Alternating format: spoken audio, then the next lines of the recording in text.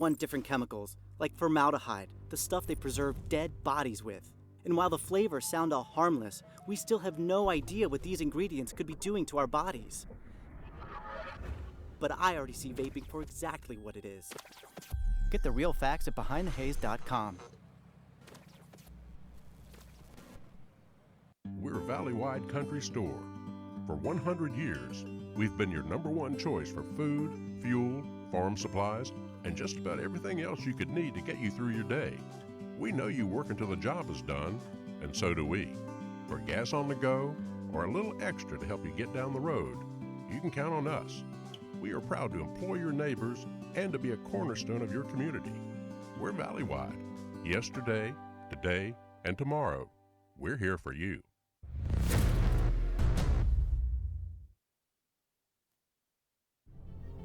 Look at that. The unmistakable swagger of someone fully covered with health insurance through Your Health Idaho for as low as $0 a month. If you're as speechless as I am right now, say nothing. Health yeah! Enroll by December 15th and you could qualify for quality health insurance starting at $0 a month. Hello? I was in an accident. Are you okay? Yeah, I'm fine. I had my seatbelt on. Through storms and bad weather, sure as the sun. You're welcome. These are hot chocolate milk. You're welcome. From the desert to the freezing cold, wish I could see it from the stars. Your bagels with cream cheese. Can I get you anything else? Good to go. Okay, great. Try it. Greatest stories ever told. Every day is a blessing if you're We're working together to build a more sustainable future. Learn more at unbottled.com. I'm Jen Migalki-Seiler, and I'm from Moscow.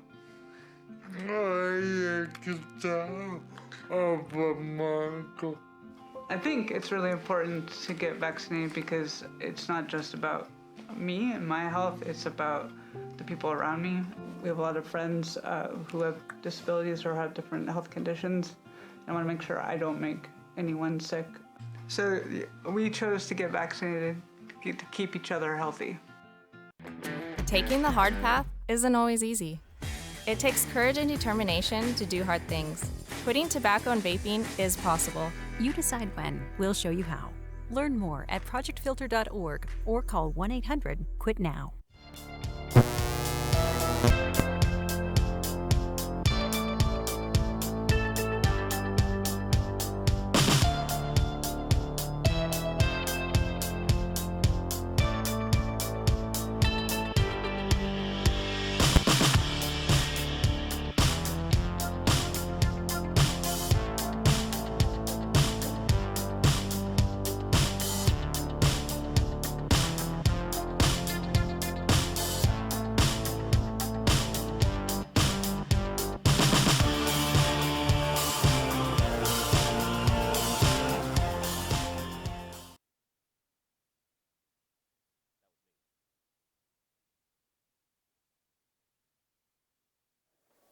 Good evening, everybody. Welcome to an IdahoSports.com GameStreams production of the 2022 1A D1 Milk Bowl. It's the championship game live here at Holt Arena between two teams, 9-1 coming in, the best of the best, the Grace Grizzlies and the Oakley Hornets.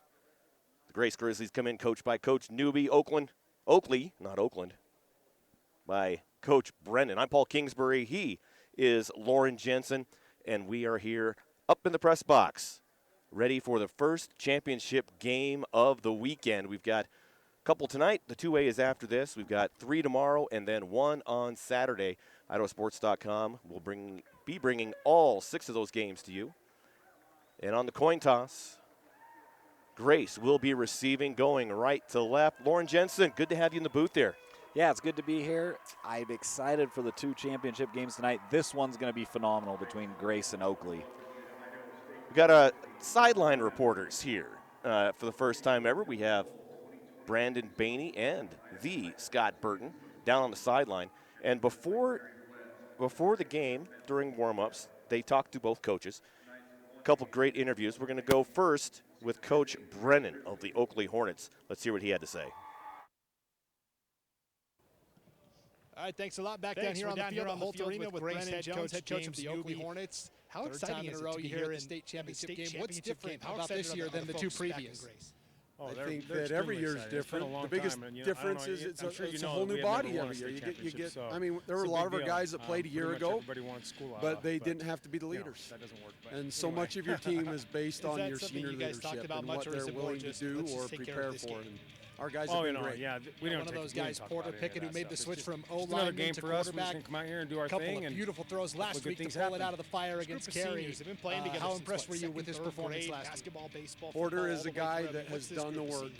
From the day he came in here as a freshman, he has been to every opportunity we've ever had to be great. No, it's great. These guys call him opportunities to be elite, and he has never missed. He's been like 110%. Definitely. And then Bryce Severe, a late season returnee. We thought he was going to be a bell cow on offense, but you're using him a lot on the defensive side of the ball. What does he bring to that side? What are the keys to the game for you guys? Bryce worth a couple of big plays a game on both sides. More points. One of the real luxuries we've had is 3 really good running backs this year. Bry, where he got hurt right at the end of the summer basketball season, we were super excited to get him back. Back up to you. All right.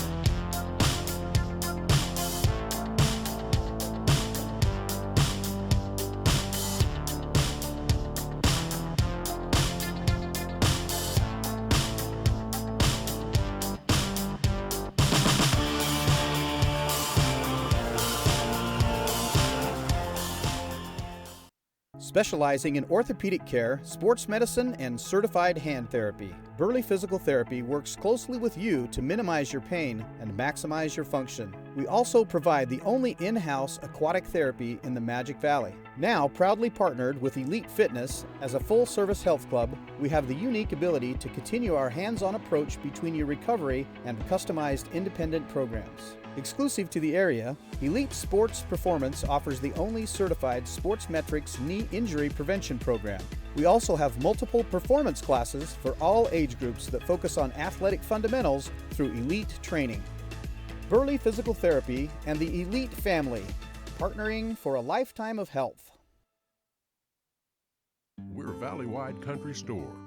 For 100 years, we've been your #1 choice for food, fuel, farm supplies, and just about everything else you could need to get you through your day. We know you work until the job is done, and so do we. For gas on the go, or a little extra to help you get down the road, you can count on us. We are proud to employ your neighbors and to be a cornerstone of your community. We're valley-wide. Yesterday, today, and tomorrow. We're here for you. All right, welcome back. Both teams on the field for the starting lineups. The national anthem in the books. We heard from Coach Newby. Now let's hear what Coach Brennan had to say to our guys down on the sideline. All right, thanks a lot. Back down here on the field at Holt Arena with Brennan Jones, head coach of the Oakley Hornets. How exciting is it to be here in the state championship game? What's different about this year than the two previous? I think that every year is different. The biggest difference is it's a whole new body every year. You get. I mean, there were a lot of our guys that played a year ago, but they didn't have to be the leaders. And so much of your team is based on your senior leadership and what they're willing to do or prepare for. Our guys have been great. We don't one of those guys, Porter Pickett, who made the switch from O-line to quarterback. Come out here and do our thing. And beautiful throws last week to pull it out of the fire against Carey. How impressed were you with his performance last week? Porter is a guy that has done the work.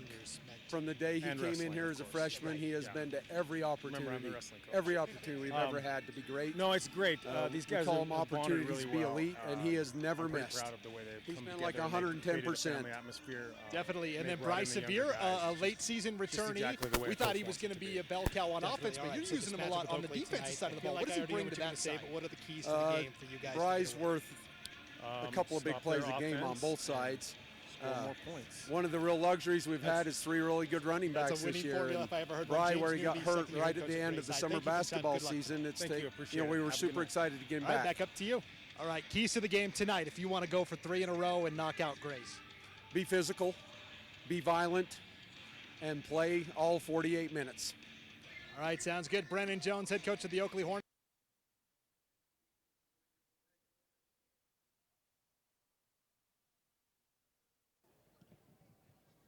Thanks. We're down here on the field with Grace head coach James Newby.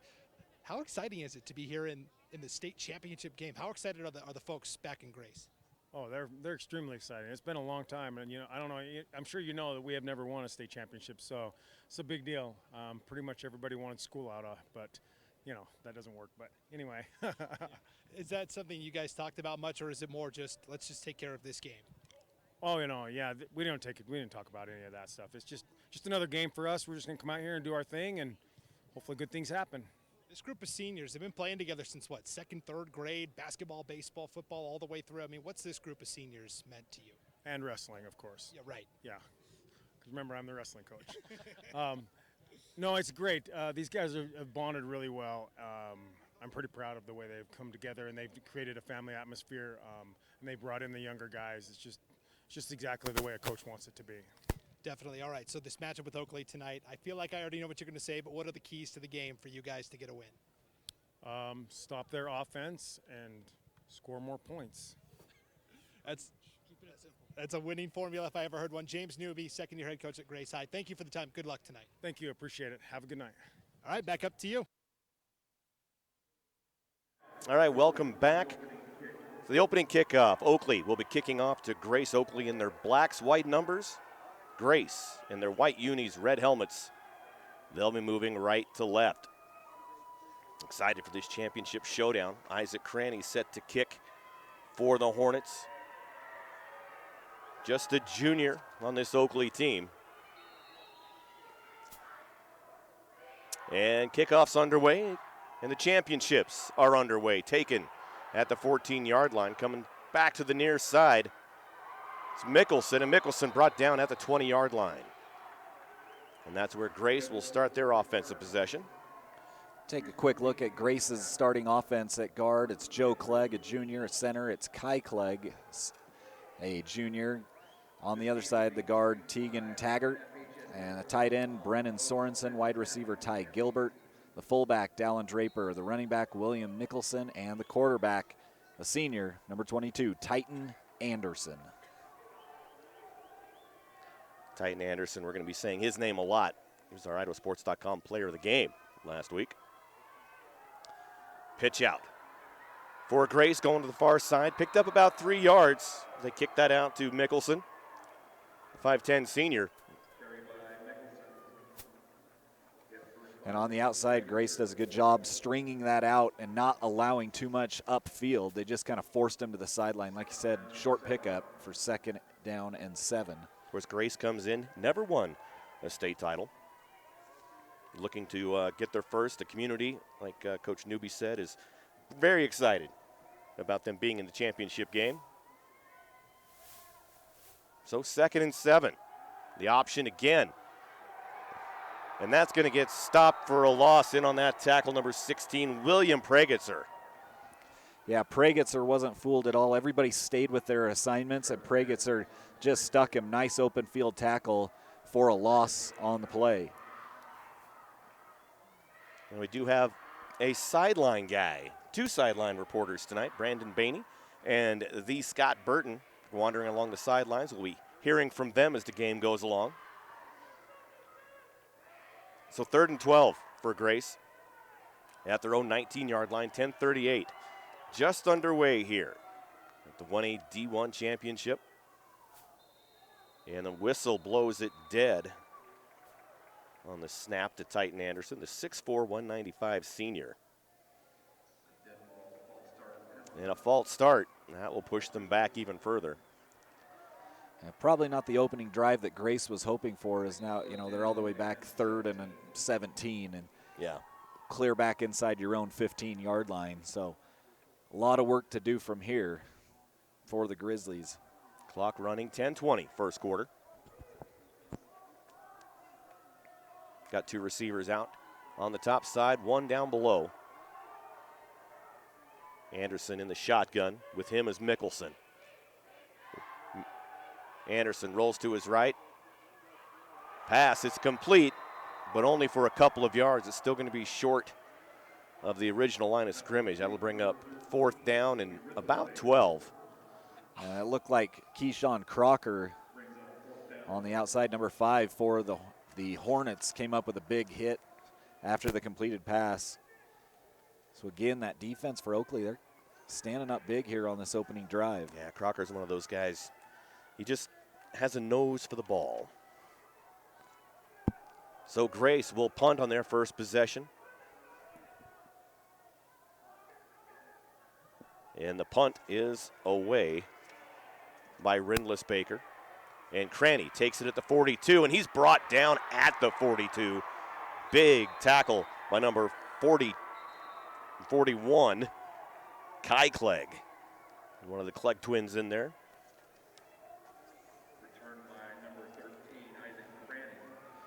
Real quick, take a look at the Oakley offense coming onto the field.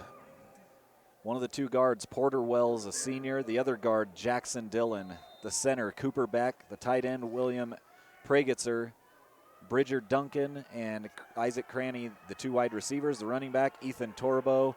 And number 11, the quarterback, Porter Pickett.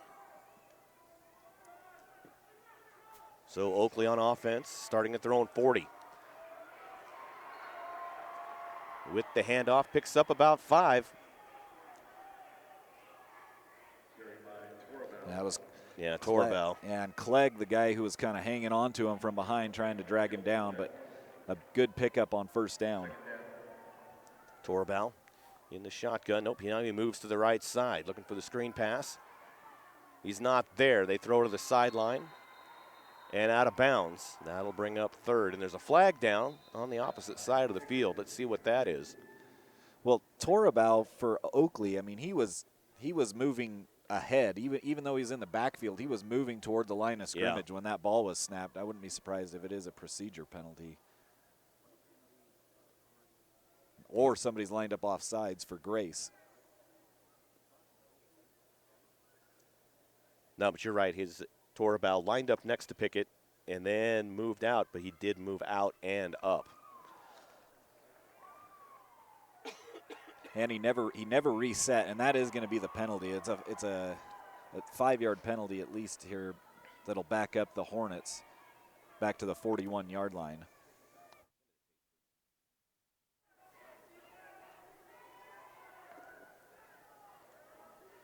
So after the penalty, it's back to 2nd and 10 for the Hornets, all back at the original line of scrimmage at the 41.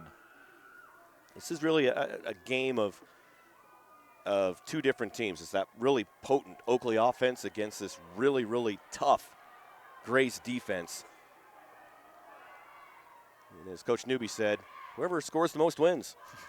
Cranny goes in motion and met immediately. Boy, they just talked about it. Coming right through on that defense, Kai Clegg with the sack, a loss of 2. Yeah, too easy for Clegg on that play. Just broke through into the middle. Nice tackle for loss for the junior. He's got one more year. Yeah. He's a big force in the middle for the Grace Grizzlies. Yeah, both Joe Clegg and Kai Clegg, just juniors. So 3rd and 12. 8:13 to go, first quarter. No score yet. They send Cranny in motion to the left side. Pickett throws all by himself. Open as Denny's. No one's going to catch him because no one's there. It's going to be a 38-yard touchdown reception to Isaac Cranny. And Oakley gets on the board first. Boy, he went to that far side. Everybody knew he was going, Lauren, and no one picked him up. Yeah, he came out of the backfield, and correct me if I'm wrong, that was actually a 58-yard. Oh, you're absolutely right. 58-yard touchdown catch for Cranny, and he came out in motion out of the backfield over to the left side, and nobody went with him. It was as long as he put it there close to him, he was going to go in for a touchdown.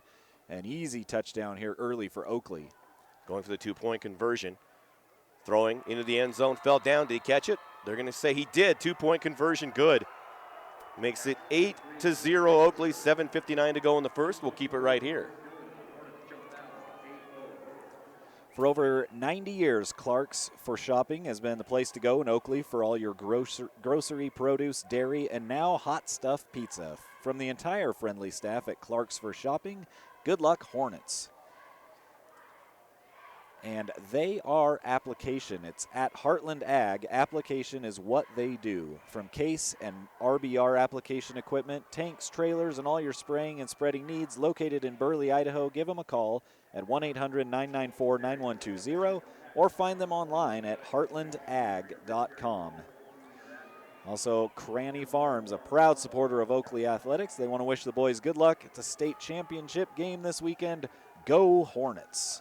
We mentioned both these teams coming in 9-1. Grace lost in the third game of the season to Castleford 8-0. And Oakley lost there in that 8-man classic at Middleton High School. Oh, excuse me, that was when they met in the middle at Cambridge. Excuse me. 52-48 to Kendrick.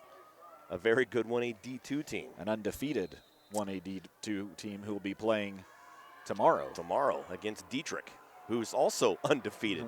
So Oakley kicks off, taking at the 9. And coming through like a wrecking ball, number 30 for Oakley, Bryce Severe, brings him down inside the 10. And in that opening interview with Coach Brennan, he mentioned Bryce Severe is good for a couple of big plays, both on offense and defense. And we're going to throw special teams in there as well. Yeah, that was, I mean, just watching him, he was faster than everybody else down the field, just blew in there. And there was no chance for any return on that play. So no. I mean, Severe, he's got some speed down the field. Great coverage by the Hornets. You know, injured at the end of the summer basketball season, so he was out for quite a bit. They're very happy to have him back now. 1st and 10 from their own 8. It's a handoff, comes up the middle, and breaks open into the field.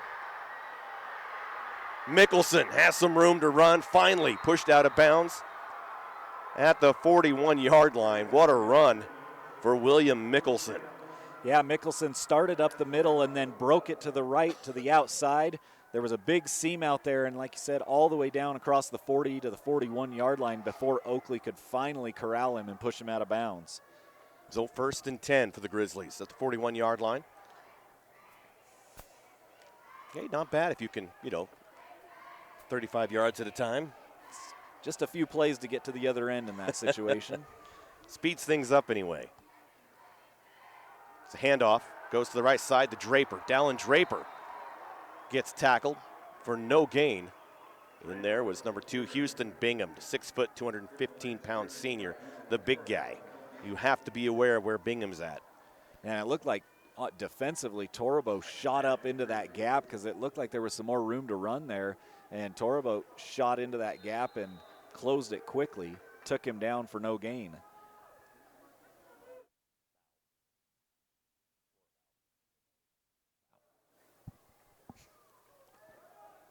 So again, we've got also an action photographer down here, Steve Connor, right there on the railing, taking some great shots this championship game.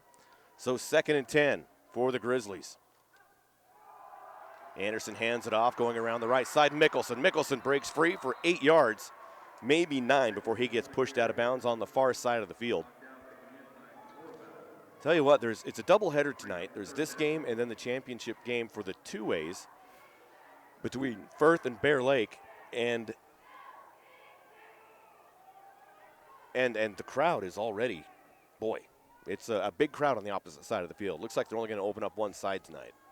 When I was coming in here, just trying to get in here on the streets, I mean, there were cars backed up at stoplights. I'm like, man, there's nothing else going on a Thursday night on Idaho State's campus. It's got to be people coming into the game, and they are here in droves.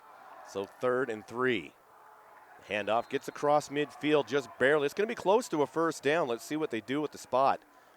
They needed 3, and it looks like they got right at 3, but they're going to say it's 4th and about a foot. So they are in Oakley territory now, but not by much. 4th down and inches for Grace. 6:14 clocks running here in the first quarter. Paul Kingsbury, Logan Green back at Idaho Sports HQ. Lauren Jensen next to me. We've got Brandon Bainey and Scott Burton on the field. Got Steve Connor taking pictures. Everybody's here. So 4th and short. Under center is Anderson. Takes the center. He's going to take it himself. He wasn't going to get it, so he pitches it away. And the officials are going to say it was blown dead. And Lauren, I don't know if that's one of those situations where it was an early whistle because Anderson tried to make that push on the keeper, just had to go about a foot. Yeah, Paul, the Grace fans hooting and hollering a little bit, not happy about that call. Clearly, they thought Titan Anderson had got the pitch off before the play was blown dead, but they ruled him down by contact. Very interesting call. And that was Brandon Bainey down on the sidelines. He's got the bird's eye view down there. Yeah, I agree that and sometimes that happens. The officials, hey, forward progress is over, it's done. Is what it is, and what it is a turnover on downs. 1st and 10 right at midfield for Oakley. It's going to be a quarterback keeper. Here goes Porter Pickett up the middle, and a gain of 10 down to the Grace 40-yard line. Yeah, and finally brought down, that was Braden Kimball on the tackle, but well into the secondary. And on that previous play, that's a tough one because they would have picked up the first down had that been left to play out. Yep. A great thought to pitch back to his man. And it was. Just didn't happen. Pickett airs it out. It's complete. Given to Cranny at the 25. Makes a move. Can't break free, but he's tackled at the 6-yard line. Tackle out there, that's Brennan Sorensen, saved the touchdown, but all the way down near the 5-yard line. Yeah, but in Oakley, right back to the line of scrimmage. They're not wasting any time. We're at the 5-minute mark of the first quarter. Houston Bingham in the backfield with Pickett. Cranny and Duncan on the outside. The flag is down. Houston Bingham runs it in for the touchdown from 6 yards out, but let's see what the flag is. That's back there in that area where you might think holding on Oakley, and Oakley's kind of walking back. There wasn't a huge celebration on the touchdown. Yeah. So. But if you're Oakley, you think to yourself, okay, it was 6, and now we're at the 11, or excuse me, at the 14. So is it different? I mean, you've got Houston Bingham back there who ran into the end zone pretty easily. So now we've got 1st and goal from the 14. Hand off to Bingham again. Bingham, spin move, breaks free from 2 tackles, 3 tackles, and finally brought down at the 1-yard line. They might mark it at the 2. But again, Houston Bingham, so big, so strong, hard to bring down, gets them right back to where they were before the penalty. Yeah, Joe Clegg finally made the tackle, but you're right. It looked like he was stopped up a couple times after just maybe a 1 or 2 yard gain and spun free. So on the left hash, hand off, and they blow the whistle. Blow it dead again. And maybe Oakley is hurrying just a little bit too much. Yeah, if anything they've done wrong, it's penalties thus far. I mean, a few of them that have hurt them. Taken back now 2 touchdowns on penalties. Yeah. So 2nd and goal from the about 8-yard line. Lined up again. Pulsifer to the left. Duncan Cranny to the right. You've got Bingham in the backfield. Another handoff to Bingham. Bingham gets it back down to the 1-yard line. So they just keep going 1 or 2 yard line, back 5. 1 or 2 yard line, back 5. We hit the 4-minute mark. Same set. This time 3rd and goal from the 1. Pickett takes it, hands it off to Bingham, and he gets stopped. Huge defensive stop for Grace, brings up 4th and goal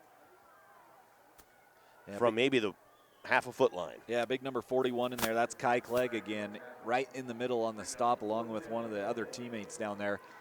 This is a huge spot right here. If you can turn them back here on 4th and short, it's going to be a tall task, but all of a sudden that turnover at midfield on downs doesn't look so bad. Exactly. And Oakley's not a team you want to go down 2 scores to, even if it is in the first quarter. Yeah, they're averaging over 54 points a game, and they're only giving up less than 20. From the goal line, turns, Hands it off, gives it to number 30, Bryce Sevier. Bryce Sevier from a yard out. Makes it 14-0, Oakley over Grace. And again, Sevier just had to kind of make one guy miss, and just a little shift back to the inside on that run made him miss, and then there was a little contact at the goal line, but he was already in the end zone for a touchdown. So Oakley lining up for the two-point conversion. You have Bryce Sevier in the backfield. Then they direct snap it to Sevier. Sevier runs it in, falls over the goal line. It's good. So Sevier for 8 points on that drive. Makes it 16-0 Oakley. 3:07 left in this first quarter.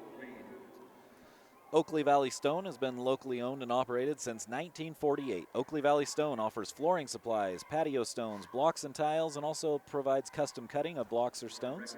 Call 208-862-3450 or visit them at 204 West Main Street in Oakley. Oakley Valley Stone is operated by Jim and Dave Birch and proudly supports Oakley Athletics. Good luck at state, boys. And Franklin Building Supply is a proud sponsor of Oakley Athletics. We make building easy. You can find us at 303 North Overland Avenue in Burley. Go Hornets. High Desert Milk is proud to support the Oakley Hornets. Good luck at state this year, Oakley, from everyone at High Desert Milk. Milk. And speaking of milk, Wybanga Dairy is a proud supporter of Oakley Athletics and wants to wish them good luck at state. Go Hornets. You know, Grace coming in this year, 9-1. They were 4-5 last year. They lost that opening round to Potlatch.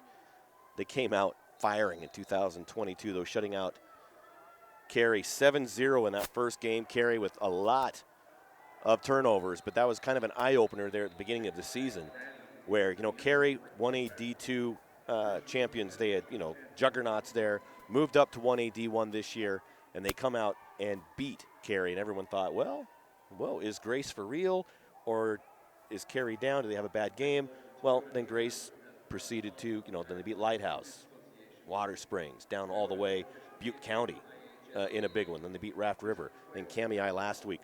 So they're here to prove to everybody we're for real. You know, it's not a fluke that we're 9-1. Yeah, a little bit of a slow start here in this first quarter, but they need to get something going on this drive with just 3:07 left here in the first. Back to pass. Anderson rolls to his right, has a man downfield, off the hands of number 13, Kobe Rindless-Baker. You know, and on the back on the weak side of the field, that he had William Mickelson wide open, but the hard thing is he's running on a full sprint to that far sideline. He'd have had to know he was there and turn and really sling it to get it to him. But Mickelson jumping up and down, waving his arms because he had about 85 yards of green turf in front of him for a touchdown. Hope that wasn't a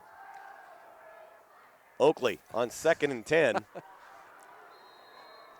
As something falls from the upper deck of the press box. Chicken Little going on here. The sky's falling.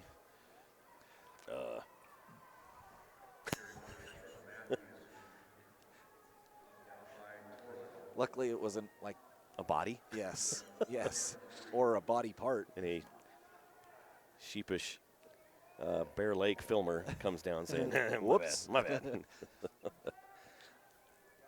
Well, on the play, they got 7 yards on the run to the outside, so it's 3rd and 3 for Grace, moving right to left. They're on the right hash at their own 28-yard line.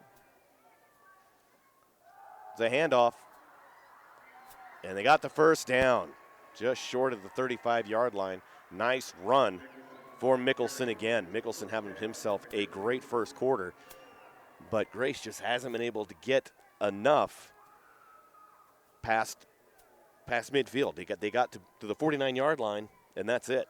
Yeah, on that tough play where they turned it over on downs. But, you know, Mickelson there, he made a great move, just a quick sidestep as he was going up the middle to avoid one tackler to pick up those yards they needed for the first down. 1st and 10 for the Grizzlies from their 33-yard line. Quarterback keeper goes to the right side across the 40, gets a first down, runs out of bounds at the 45-yard line. Nice play for the Grizzlies. Fake the handoff, and then Titan Anderson just ran it around for the first down. Yeah, it was great. A great play fake by Anderson. Like I said, fake that handoff to the guy coming to our near side, and then he just took off all by himself down that far sideline. So 1st and 10 from the 45.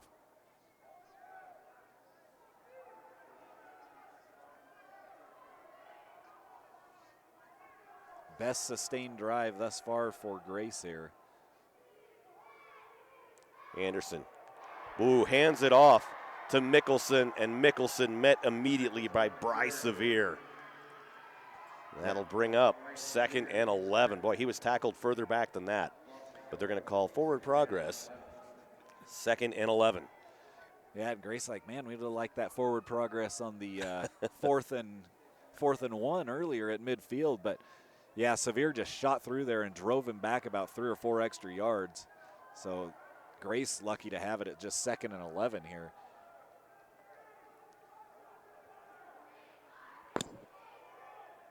Anderson in the shotgun, back to pass. In trouble, Severe has him, and he throws it up. They're going to call it incomplete. But he would have been sacked clear back at the 25-yard line. And Bryce Severe comes through. I don't think he was touched as he came through. Yeah, Anderson really had no chance to try to get rid of that. There wasn't even time for guys to get open. Coming back just to make it close was Mickelson, just so he didn't get the intentional grounding penalty. Mickelson was within 5-ish yards of where that ball landed eventually.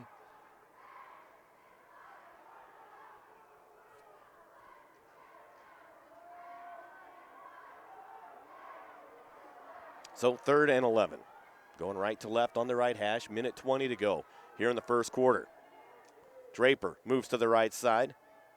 Anderson throws across the middle, caught, complete. What a catch by Kobe Rindlisbaker, and then just pushed to the turf. But the Grizzlies are on the move, and they'll mark the chains at the Oakley 38-yard line. Yeah, a huge 3rd down pickup for them, something they really needed to get some momentum on their sideline. And yeah, now down deep inside Oakley territory, an opportunity to score here, either maybe right at the end of the quarter or at start the 2nd quarter. A good scoring chance here for the Grizzlies.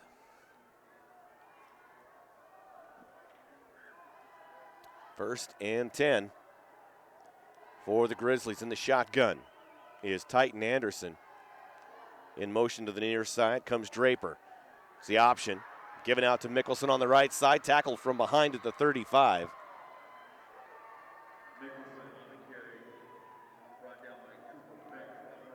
And it was tackled by Cooper Beck. Got 22 seconds till the end of the first quarter.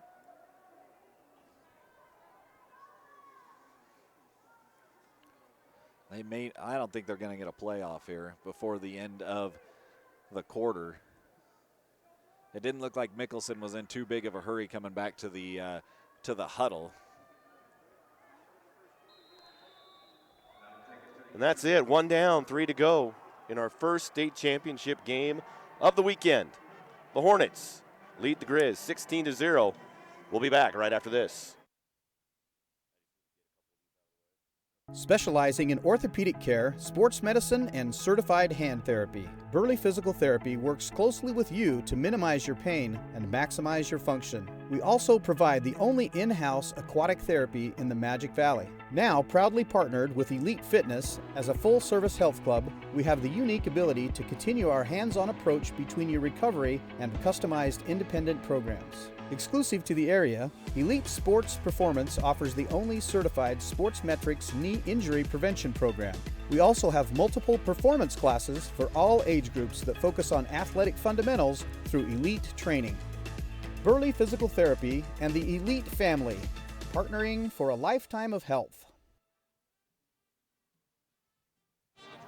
All right, welcome back. Let's go down to our sideline. Brandon, how's it going down there? Hey, it's going great. I'm taking in the tunes from the Grace High Pep Band, rocking and rolling, making a lot of noise. You know, they opened up only one side of the arena here at Holt Arena. I talked to George Casper, the events coordinator here at Holt Arena, and he said the plan for the second game tonight as well is to keep it to just the one side. He said, however, if Bear Lake and Firth pack it, they're not afraid to open that second side, and then tomorrow night both sides will be open here at Holt Arena, so should be a great weekend of football here in Pocatello. Awesome. Back up to you. All right, here we go. Start of the second quarter. Grace going left to right at the Oakley 35-yard line. Handoff goes to the far side. Good run by Mickelson again. Picked up about 4 yards, maybe 5. We'll see what the spot is. Looks like it's going to be 3rd and 5 from the 33-yard line. Yeah, Isaac Cranny out there kind of running guys out of bounds. That's one thing I've noticed right now about Oakley is they've done a good job of forcing these guys to the outside. They force Grace over to the sidelines so that they can use that kind of as an extra defender over there. And then when it has gone straight up the middle, they've done a really good job of tackling in open spaces. 3rd and 5 from the 33. 2 receivers on the right, 1 on the left. Anderson takes the snap, being pursued, runs to the near side, throws, caught on the sideline. What a catch. At the 11-yard line, number 7, Dallin Draper. What just poise from Anderson there as he was being chased for about 20 yards to the sideline and at the last minute got rid of it for a first down on the run. Yeah, he was being chased by Sevier and Wells. That's not a duo that you want, chasing you in a dark alley.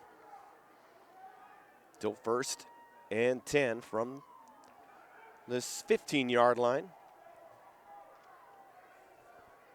Rindless Baker, way to the left. In the backfield is Mickelson. Mickelson gets the ball, moves forward to the 11-yard line, gain of 4, brings up 2nd down. Yeah, Pragetz are in on the tackle right in the middle of the field for the Hornets. Clock running, 10:45 here, second quarter.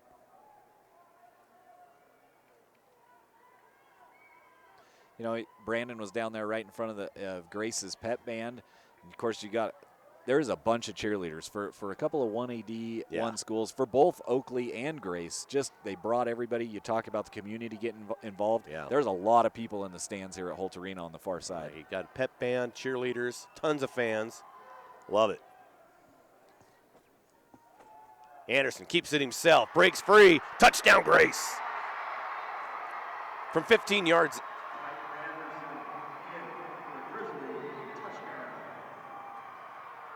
And it was Titan Anderson.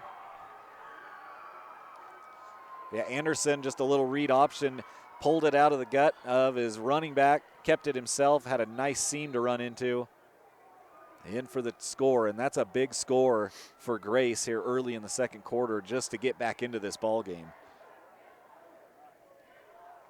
So Anderson with the quarterback keeper.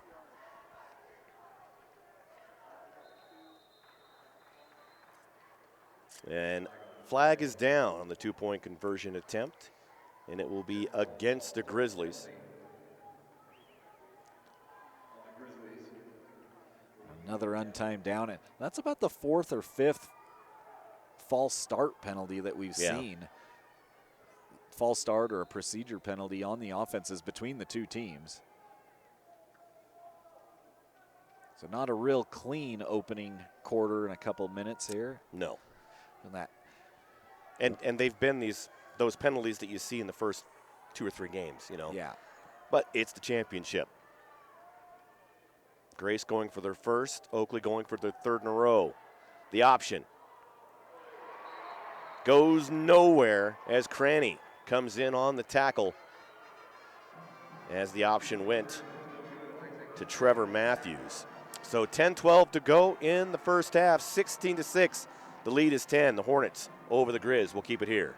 Idaho Ag Credit has financed farmers, ranchers, and those in the ag industry since 1934. Idaho Ag Credit is a lending cooperative for people involved in any aspect of agriculture. They offer easily accessible credit at low rates and local employees who understand agriculture. Whether you're buying a tractor, a farm, or need an operating loan, call Idaho Ag Credit or stop by any of their offices with locations in Blackfoot, American Falls, Twin Falls, and Rexburg to serve your ag lending needs, or visit IdahoAgCredit.com for more information. Idaho Ag Credit is proud to support all the student athletes playing in tonight's game. And if you're an Idaho homeowner and have fallen behind on your mortgage because of the COVID-19 pandemic, help is available. The Idaho Homeowner Assistance Fund can help you get back on track. Check your eligibility and apply today at idahohousing.com/HAF. That's idahohousing.com/HAF, or call 888-991-2166. All right, after the touchdown, Grace will be kicking left to right to Oakley. 10-12 to go here in the first half.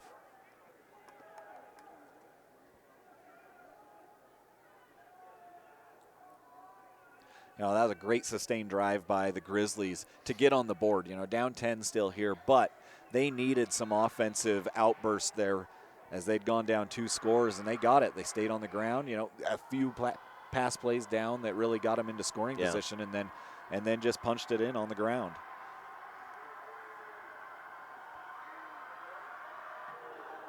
There's the kick.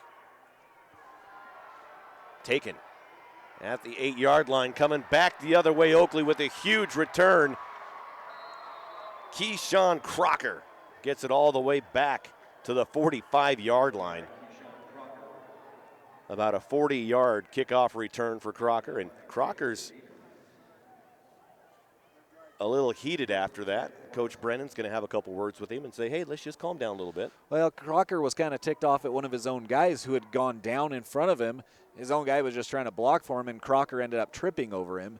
It wasn't really anybody's fault. It's just a circumstance that happened, and guys kind of banged into each other and said some things. Receiver on each side. It's the option. Flicks it out to Sevier, and the flag's down. Was the quarterback too far downfield before he optioned that out to Sevier? Well, as long as you option it backwards, it doesn't matter where you're at. That's the question. I don't know if it was a holding or if they are going to get him for an illegal forward pass. I thought it was backwards.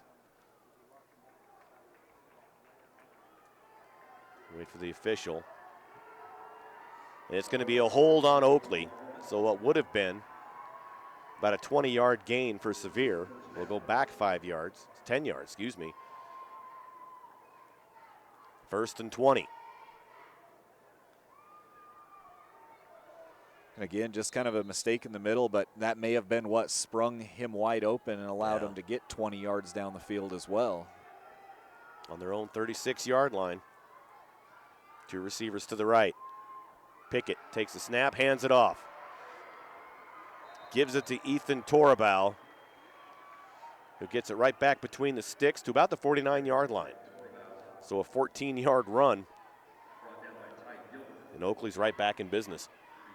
Right now it just seems like Oakley has a lot of room to run. There's lots of gaps in that defensive line.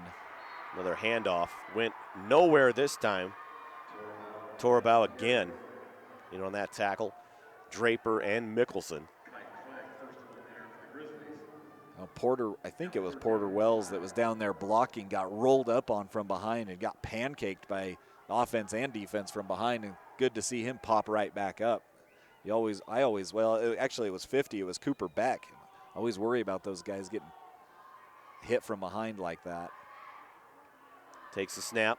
Pickett's going to keep it himself up the middle.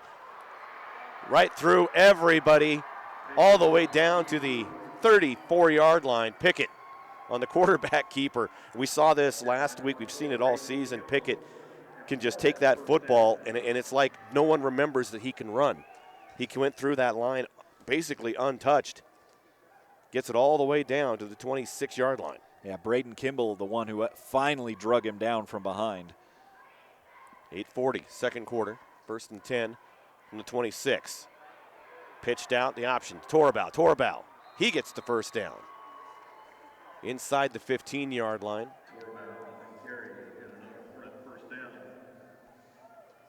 So again, this Oakley offense has just been the bane of every coach they've gone against, their existence. Tonight, it's no different for the Grace Grizzlies, even though they come in probably one of the toughest defenses in the state. Oakley's just overpowering here so far in the first half. Yeah, just gashing any hole that is available. Pickett's going to keep it himself again around the right side. Dives for a couple of extra yards. Yeah, the guy that upended him kind of hung up down there a little bit for Grace. Number 11 kind of hurt himself on the tackle. That's Ty Gilbert, but that's kind of why Pickett ended up going airborne Superman style and then came down right on the sideline. 2nd and 4. Oakley's acting like a timeout was taken, but I think it was for the injured player, and then they got a guy right back in, so the officials wound the clock again here with 7:50 left in the second quarter. Oakley. Pickett takes the snap. Looks to his left, to the right, man across the middle, caught complete. Bridger Duncan. And a great route by Duncan as he cut right back in front of the face of the defender. No chance for Rindlisbacher to get in there, Rindlisbaker to get in there in front of him and try to pick that off. Great job of positioning by Bridger Duncan for another touchdown for the Hornets. So Pickett's thrown 2 touchdowns here tonight, 1 to Cranny and now 1 to Duncan. And Sevier had that 4-yard run, 2-point conversion on the way, and it is good. Quick toss to Torabal, makes it 22-6. 24-6, excuse me. Pulsifer Construction has been a family-owned and operated company for 25 years. They specialize in residential and commercial remodels, repairs, and new construction.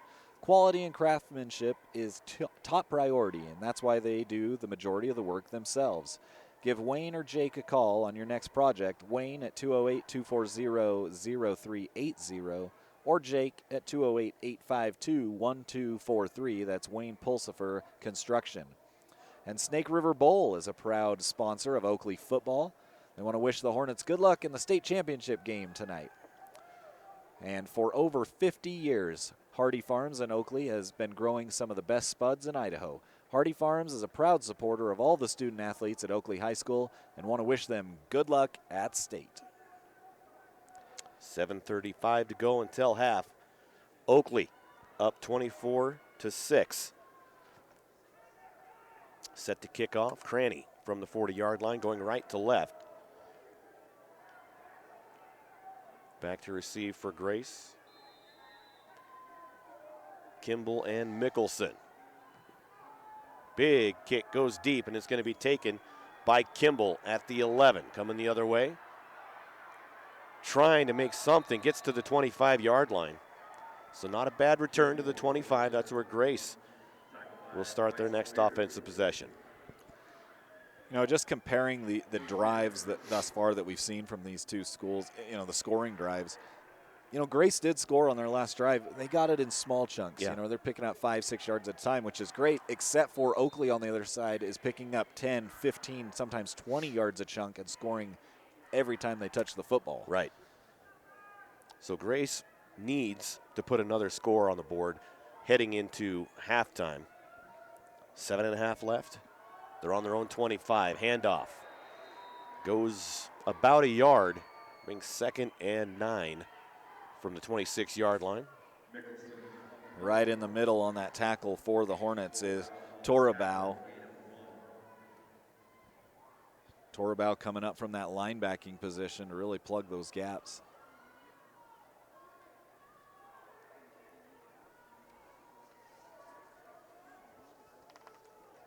Clock still running, under 7 to play. Grace back to the line.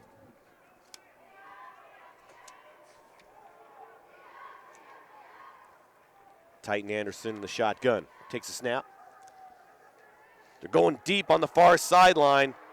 Up, almost intercepted. They're going to flag it.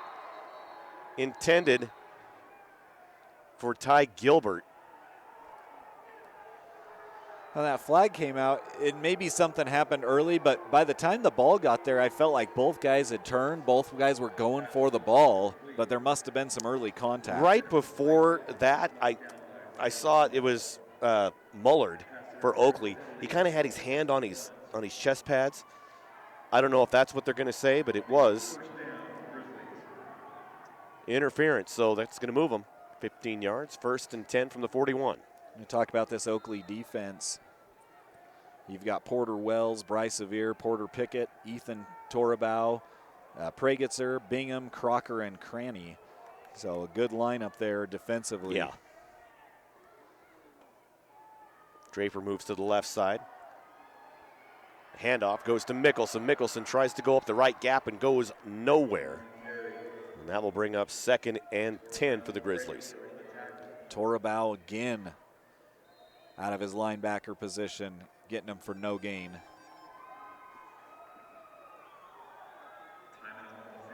Timeout on the field.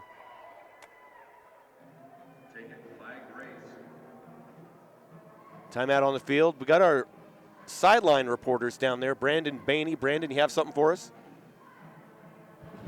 Well, I was listening into the Grace section here, and really an impassioned plea from head coach Newby to his team. The sense of urgency, you can really feel it here on the Grace sideline as they gather for this timeout. You can really feel the adrenaline down here on the Grace sideline. Back up to you guys. You know, and adrenaline is really what they need. With 6:25 left, they need to have a score like we talked about into the locker room. Coming out 24-6 into that second half. You know, if you're an Oakley fan, you're right where you want to be.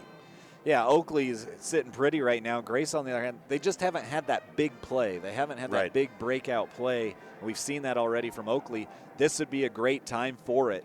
Here, you know, down 18, still here in the first half. Plenty of time left in this ball game, but offensively, they've got to get something going, and a big play would really put a spark on that sideline. 2nd and 10 from the 41. Grace moving left to right, takes a snap. Anderson rolls, in trouble, throws is complete to Sorensen. Sorensen up the sideline, gets hit out of bounds right at midfield. They're going to say the 49. They're going to give him the first down. It's going to be close. Yeah, based on where yeah, it looks like first down based on where the nearest sideline judge is. He took a big hit right on the sideline too by 2 Oakley Hornets, pushed him out of bounds. So 1st and 10 from the Oakley 49-yard line. That's a great play out of the timeout too. You know, you pick up the first down, keep the ball moving down the field. So good job by Grace, just capitalizing on that play. Titan Anderson, the shotgun, options it out, gives it to Matthews. Matthews, he's in trouble, and he gets tackled inside the 45.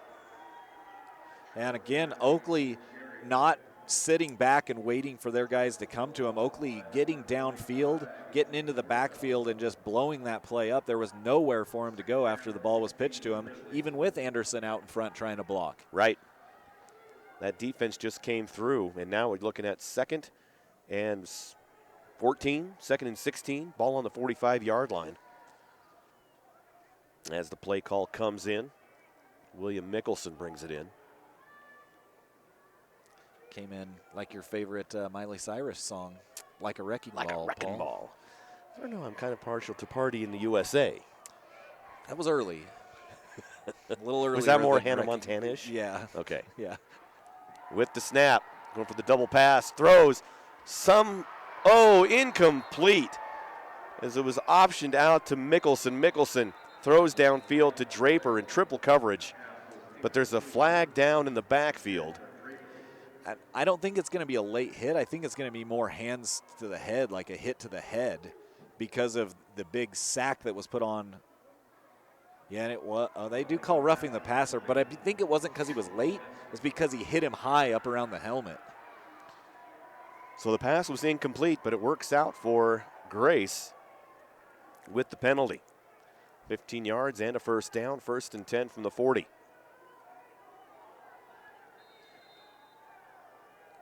It was a big hit that they hit. put on Mickelson as Mickelson was getting rid of it. Just too much up around the helmet. That's a big penalty against Oakley, who, could have been looking at getting the ball back here at the end of the second quarter. Right.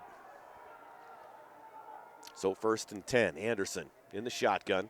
Little screen pass to the near side to Mickelson. Mickelson, he gets brought down. Little 2-yard gain.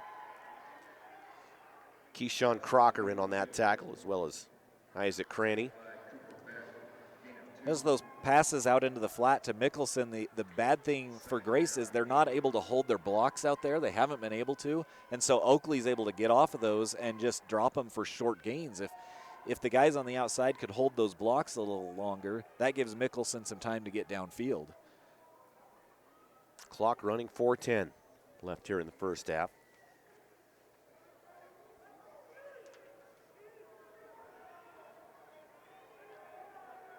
Way out to the left is Isaac Yost.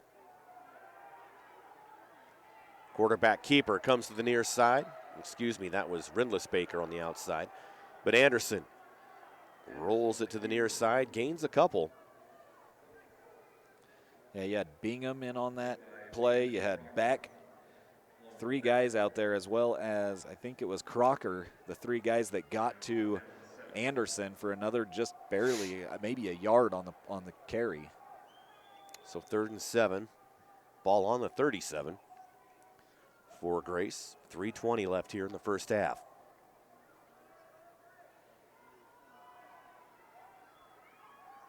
A long time getting this play. They're still in the huddle. Just barely broke it as the back judge starts looking at his watch. Here comes the count from him.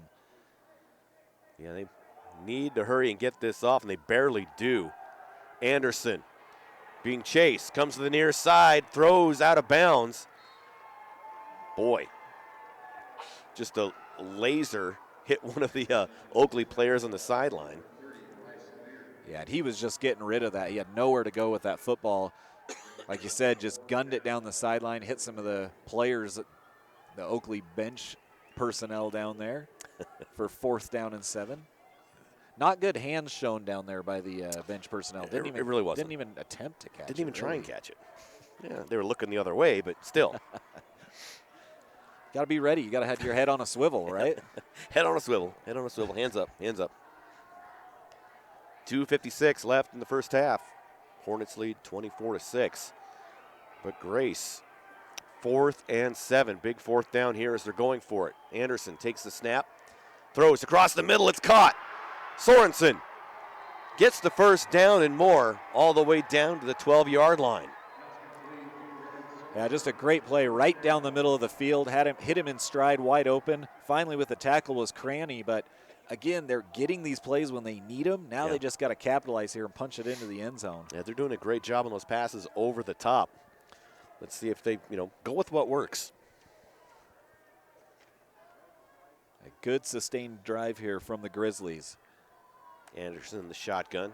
Hands it off, gives it to Mickelson. Ooh. Mickelson gets it for about 4 yards before he's brought down. Yeah, Crocker, man. Crocker came in and just leveled him. He'd kind of been stood up by a couple of Hornets, and then Crocker put him to the turf. Decleated him, if you will. We saw the shoe size on the bottom of him as they came up off the turf.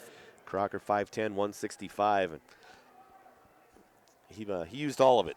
There's a song called Here Comes the Boom, and that was it right there. Under 2 to play here, first half.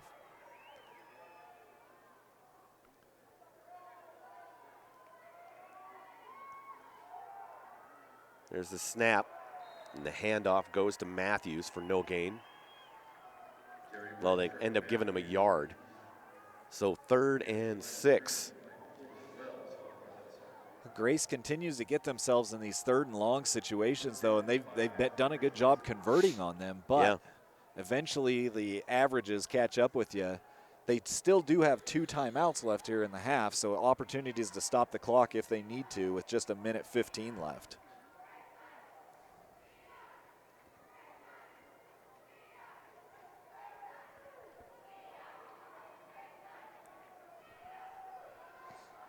Minute 5 to go.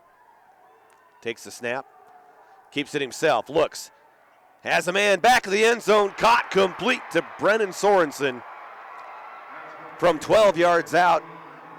They get that touchdown we said they needed.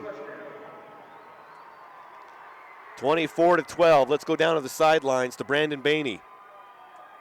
You want to know what the experience of being a Grace Grizzly on the sideline is? Yeah. Freshman QB Gavin Draper, he holds the clipboard and charts the plays on those back-to-back negative yardage plays that put them in 4th and long. He slams down the clipboard in frustration. On that last touchdown pass, he dropped the clipboard again, this time to celebrate with his teammates. Back up to you guys. I love it. Everybody's got a job. Everybody is involved. 2-point conversion underway, caught, it's in.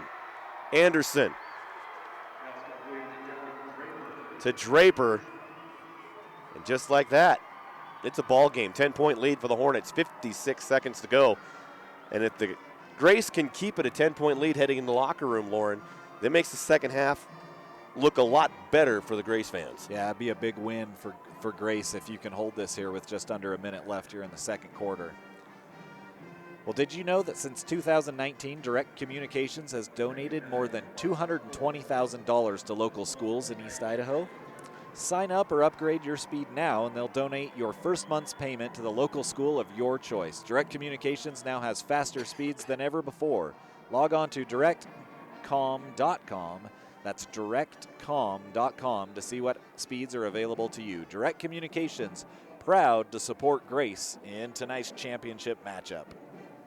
And Canyon Creek Dental is Grace's preferred choice for local dental care. Dr. Carter and Bateman, along with their other team, are committed to providing you with the high-quality care you deserve. At Canyon Creek Dental, they take pride in providing a comfortable and upbeat atmosphere for everyone in the family. From basic dental needs to oral surgery and cosmetic dentistry, Canyon Creek Dental has you and your family covered. Be sure to check them out online at canyoncreekdental.net or call to set up your next appointment. Don't forget to ask about the monthly promotions. Go Grizzlies from everyone at Canyon Creek Dental. All right, there's the kick. And Crocker drops it at the 10, picks it back up at the 5. In trouble. Tries to make something out of it, gets to the 11-yard line, 12-yard line. But that's where he's going to get stopped. He had a clean pickup right there at the 10, but just dropped it. Yeah, just bounced out of the hands, maybe thinking about where he was going to go with it. He got a few yards back, but still here with 46 seconds left, kind of back inside your own 20, a dangerous spot to be. A little fire from the Grace sideline, too, after that big, nice hit on the coverage, able to stop him for a little gain.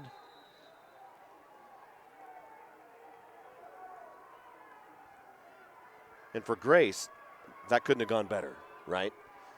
You get a touchdown, then you push them back to start deep in their own territory. Back to pass, Pickett over the top, and it's caught for the first down at the 32-yard line to Cranny. And Cranny just comes back and spots it himself. It's a helpful kid. Yeah, very, very kind of him. Clock stopped temporarily for the first down, and now the officials are. And the referee didn't even question it. So the referee's like, yeah, we're gonna move it back 2 inches because that's our job to spot it. Cranny about had it in the right spot, though. He did. 34 seconds to go.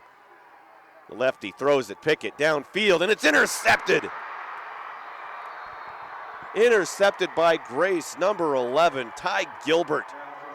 The senior comes up big at the 45-yard line. Yeah, Pickett kind of threw it to the sideline, and the Grace receiver had come back to the inside towards the numbers. The defender saw it, stepped in front, picked it off. Gilbert, with his first interception first turnover really of the ball game, gets it. And now a little bit of life on the Grace sideline here with still 30 seconds left. You got a couple timeouts. Oh yeah, we talked about how great it was that that they pulled it within 10. Well, if you're a Grace fan, what happens when you pull it within 2 or 3? Back to pass, has all sorts of time, airs it out downfield, one-on-one coverage, incomplete. Intended for number 17, Brennan Sorensen. Yeah, Bridger Duncan did a great job getting his head around. He saw that ball coming the whole way. He was step for step with the receiver and knocked it down. At halftime, we'll take a quick break. Then we'll be back with our halftime show, including a sideline interview with IHSAA Executive Director Ty Jones.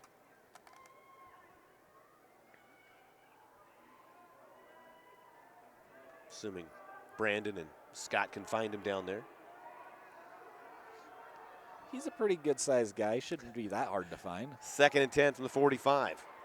Anderson in trouble. Ball's loose on the floor. Picked up by Joe Clegg. And Joe Clegg is going to be tackled for a loss inside the 40. And the clock stops at 8 seconds. You know, kind of honestly, even though that was a rough play, a break really for Grace, because that ball came free. It was laying on the turf. It just happened that Grace was there to pick it up. Otherwise, Oakley could have stepped in, picked that thing in, and ran it back. That would have been disastrous to end the half. Yeah, Joe Clegg right there, picked it up. Couldn't go anywhere with it, but they did retain possession. So 8 seconds to go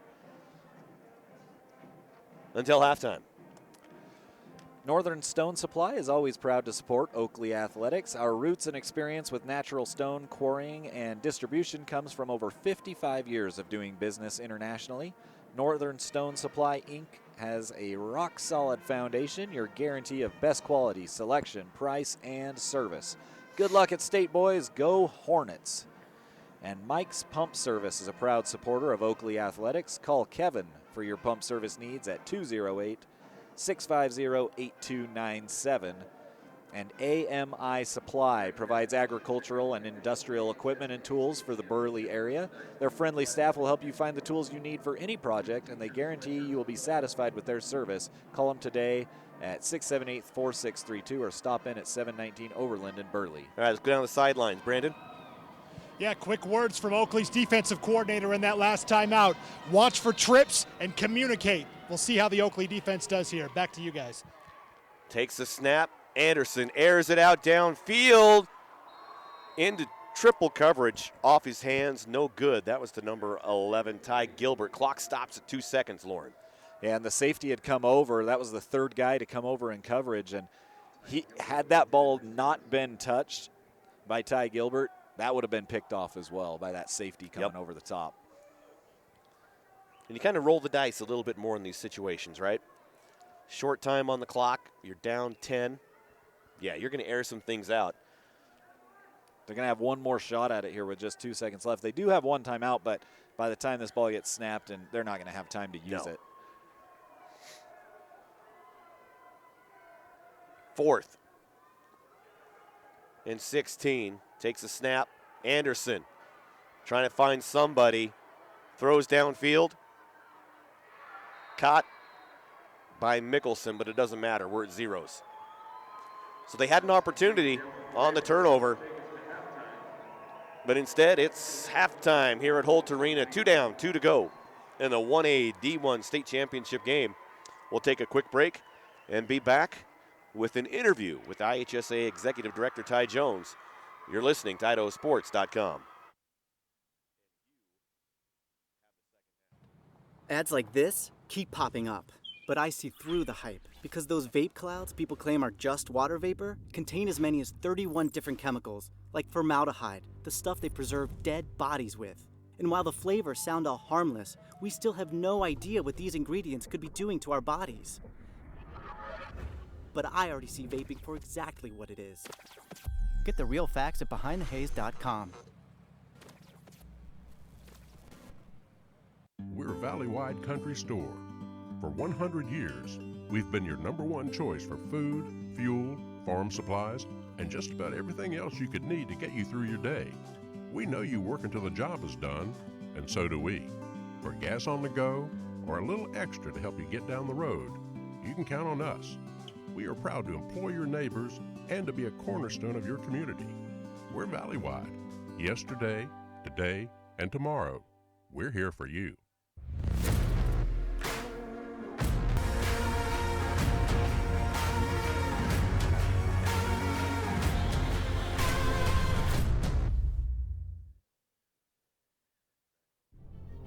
Look at that. The unmistakable swagger of someone fully covered with health insurance through Your Health Idaho for as low as $0 a month. If you're as speechless as I am right now, say nothing. Health yeah! Enroll by December 15th and you could qualify for quality health insurance starting at $0 a month. Hello? I was in an accident. You okay? Yeah, I'm fine. I had my seatbelt on. Through storms and bad weather, sure as the sound. You're welcome. Here's your hot chocolate milk. You're welcome.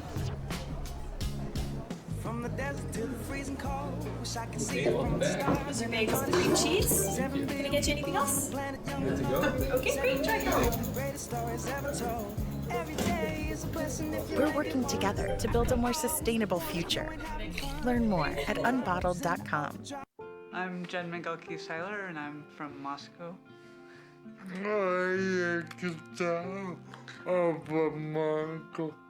I think it's really important to get vaccinated because it's not just about me and my health, it's about the people around me.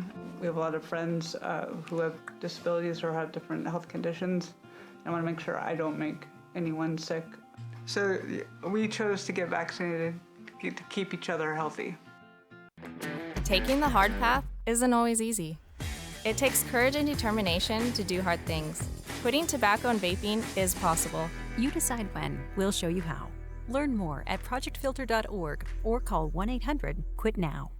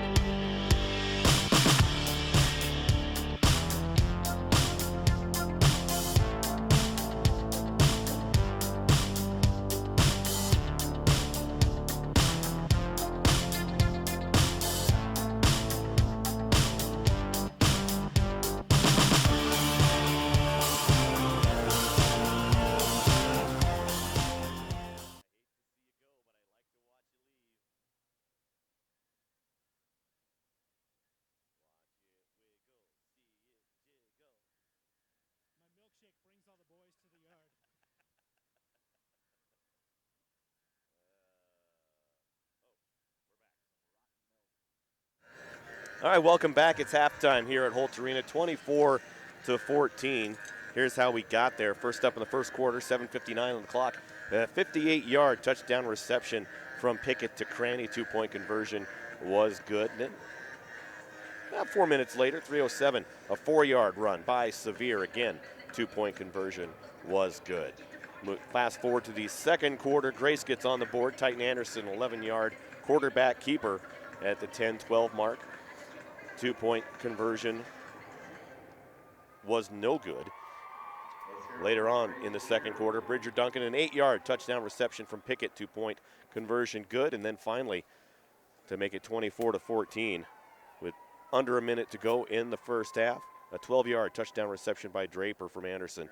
Two-point conversion's good, 24-14, and that's where we're at. Yeah, good first half. You know, the Grizz, a little slow start, but they got onto the scoreboard twice, and that's a big thing with just down 10 here. Had a little opportunity there after the late turnover.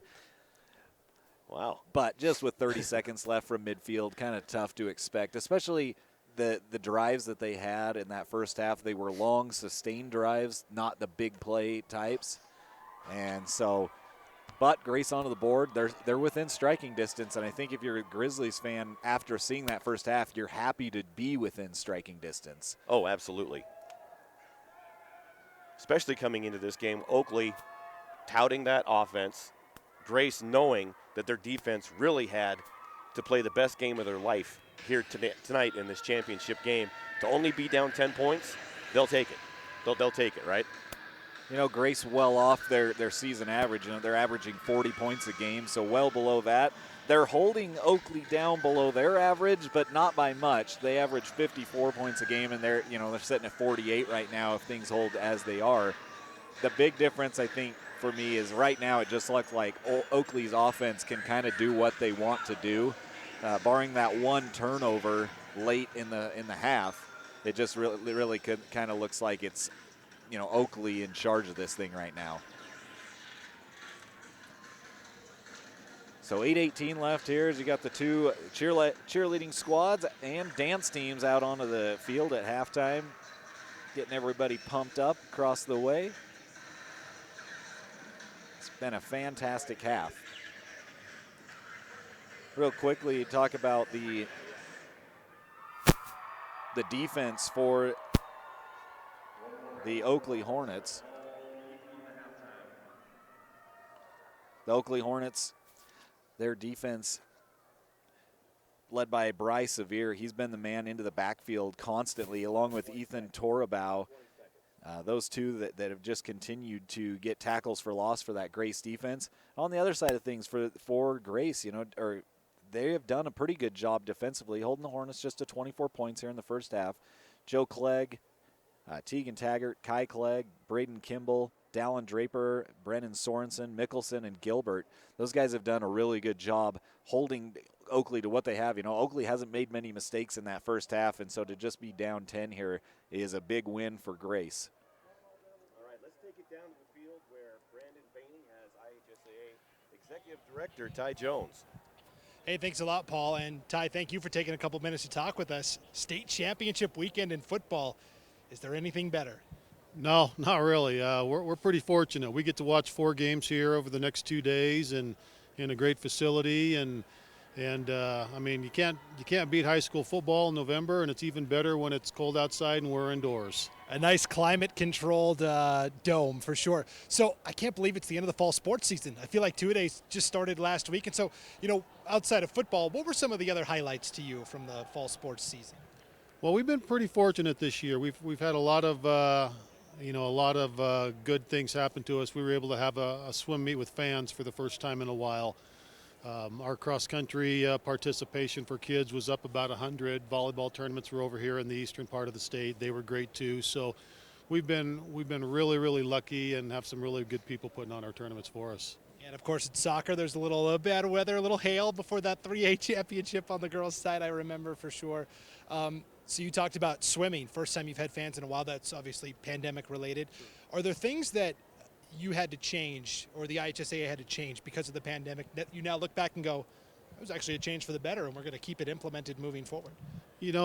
Not many, but there were some things. We were able to implement a ticketing system, which has been really, really good for us. And really, other than that, maybe some logistical things for our tournaments as far as meetings go, how we approach things. But really, I think everybody would agree the pandemic was a mess, and it caused a lot more problems than it did good. So as I said, there were a few good things, but not a lot.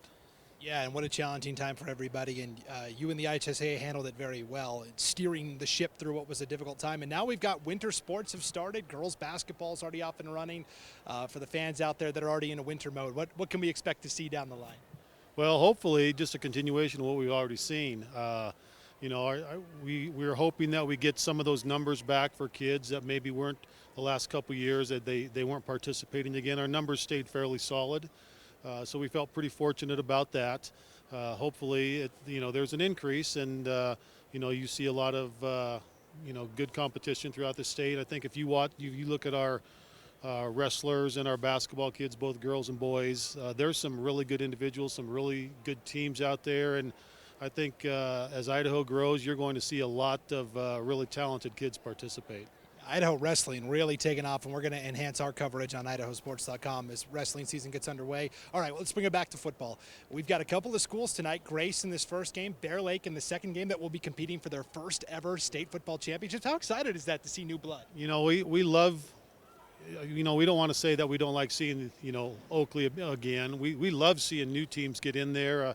It's just an opportunity for schools and communities that maybe haven't had a chance to be involved in a championship for a while, have that opportunity. I can think back to the towns that I was fortunate enough to work at, and when we played for state championships, just the way that the communities rally, and there's really something pretty special about small town Idaho And when you come and you watch games, and I wouldn't even say Skyline and Bishop Kelly are bigger schools, but you're going to see a really good following from them. But when you get a chance to watch communities come together and schools come together, it's pretty special. We're pretty fortunate in this state.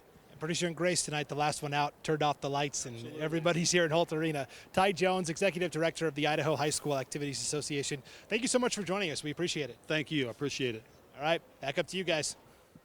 I again want to thank Ty Jones, the Executive Director of the IHSAA, for joining us. Thanks to Brandon Bainey down there on the sideline as well. We're going to take a quick break, and we'll be back with the second half kickoff right after this. Yeah, I know a little something about myths. Like the myth that speeding isn't dangerous. Oh, and that myth you can tailgate at a safe distance. Or that you could safely weave in and out of traffic. Don't be fooled by myths. You'll get yourself into a hairy situation. Stay focused on the road. Be a legend like me. Have you heard the one about Charlie over at Pay Lake? Look at that. The unmistakable swagger of someone fully covered with health insurance through Your Health Idaho. Health yeah! Enroll by December 15th and you could qualify for quality health insurance starting at $0 a month. Dear gas prices, go take a hike. Toyota is the #1 retail brand for electrified vehicles for 22 years. Think you can stand in my way? We got this. Toyota Hybrids. Toyota, let's go places. I am Kevin, and I'm from Idaho Falls. It's important for the disabled to be vaccinated because of COVID. I chose to be vaccinated because I didn't want to be sick or in the hospital. Getting the vaccination, my experience was painless and worth it. It was a very wise choice. Taking the hard path isn't always easy. It takes courage and determination to do hard things. Quitting tobacco and vaping is possible. You decide when. We'll show you how.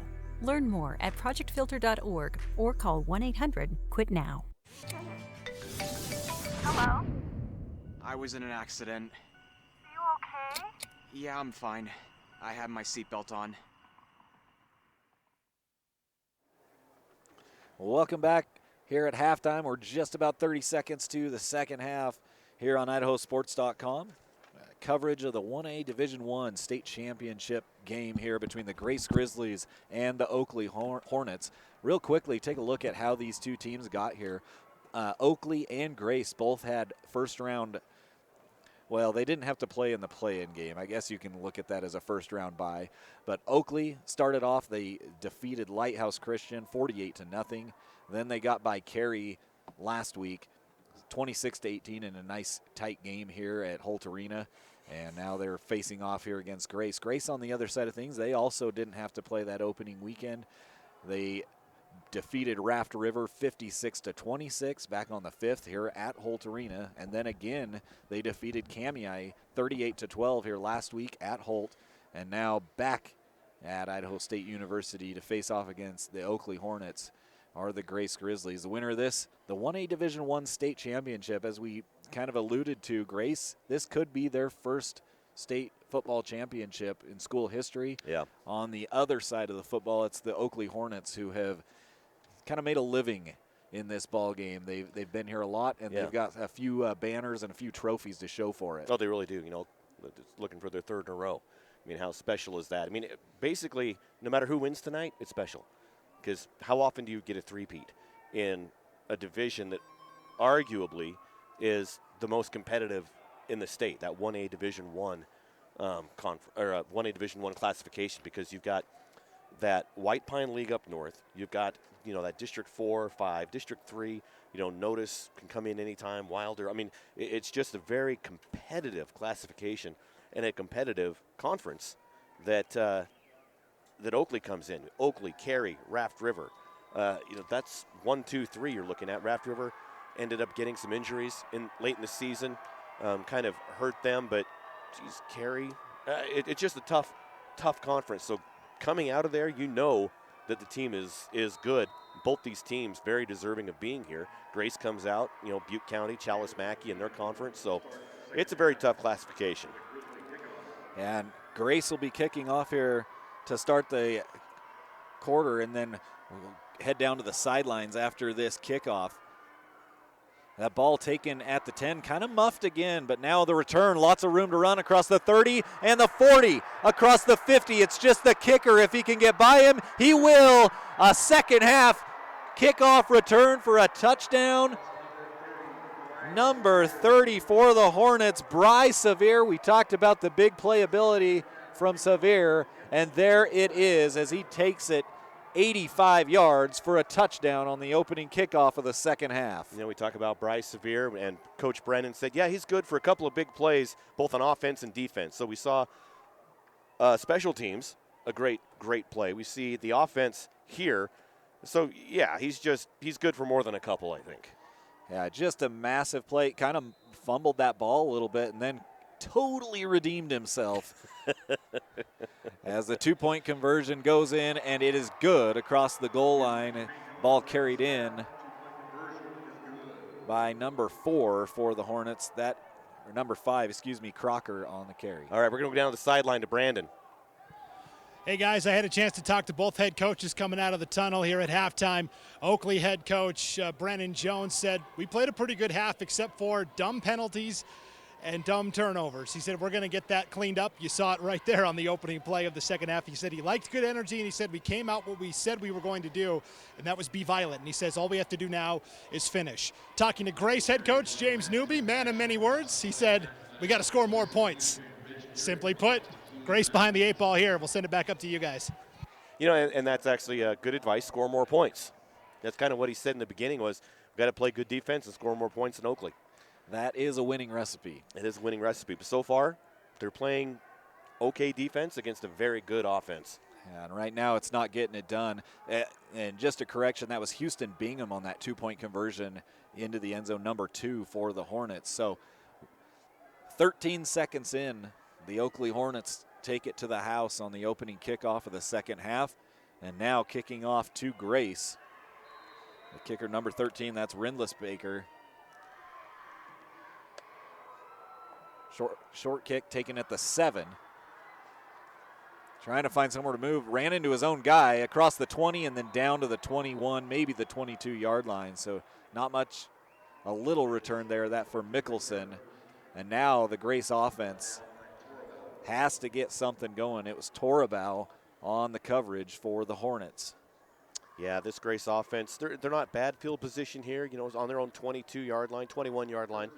But they've got to put some of those bigger plays together. That short yardage gain stuff they did in the first half, great. But you need some more of those big yardage plays to really move the ball down the field in a hurry.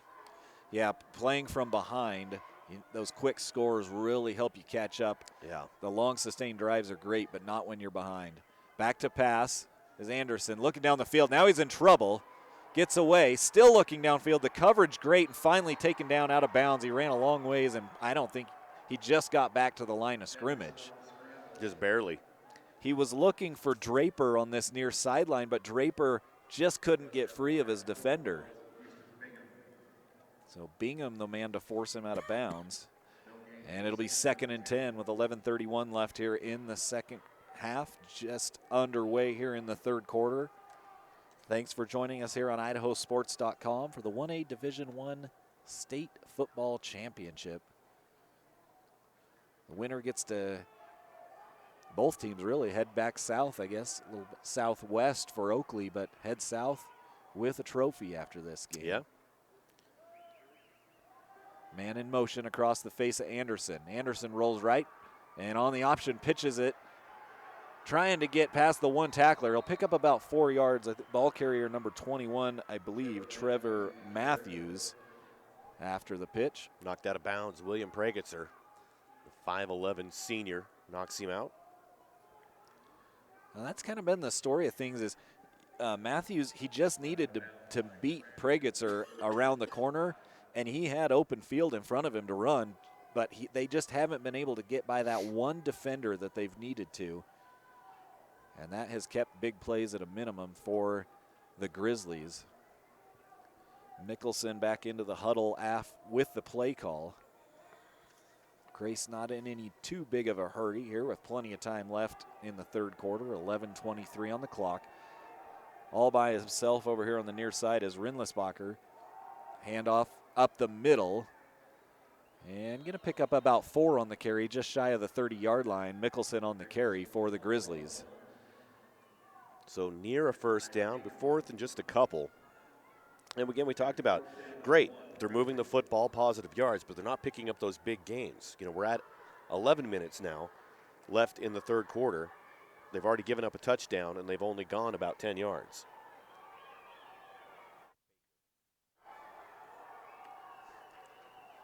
So back to punt now on 4th and 2. And a nice punt away. Going to be driven back. And now the ball kind of muffed, and then diving on it is the return man, Craney. He kind of lost it. It fell and died right on the 32, and Craney able to dive back onto it. And Craney, one of those guys, if he gets that, he can run that back a long ways. It was a really great punt by Rindlisbacher. But they're going to pin him down right at the 32-yard line. So not bad field position for Oakley, but definitely not quite what Craney wanted to see on that return. So the Oakley Hornet offense back out onto the field. With Pickett, he's going to go under center. 2 men in the backfield, nobody wide out for the Hornets. Hands it off to number 25 on the carry, trying to get to the corner. He's hit in the backfield and dropped. Braden Kimball, first man on the scene, just sniffed that play out, chased him down, 2-yard loss. Nice job by Kimball, the sophomore. That was Torabau on the carry, and he could not get to the corner. So now it's 2nd and 12 at the 30-yard line. A little fake handoff to Torabau, and then back up the middle. Oh. Taken down around the neck was the ball carrier, Severe. Yeah, Kai Clegg right in there. And they handed it off, and the ball carrier came right back to Kai, and Kai's like, well, hey, how you doing? Bam. Yeah, chokehold and then down. 3rd and 10. It was legal, though. It was a legal chokehold. Yeah. Yes. 3rd and 10.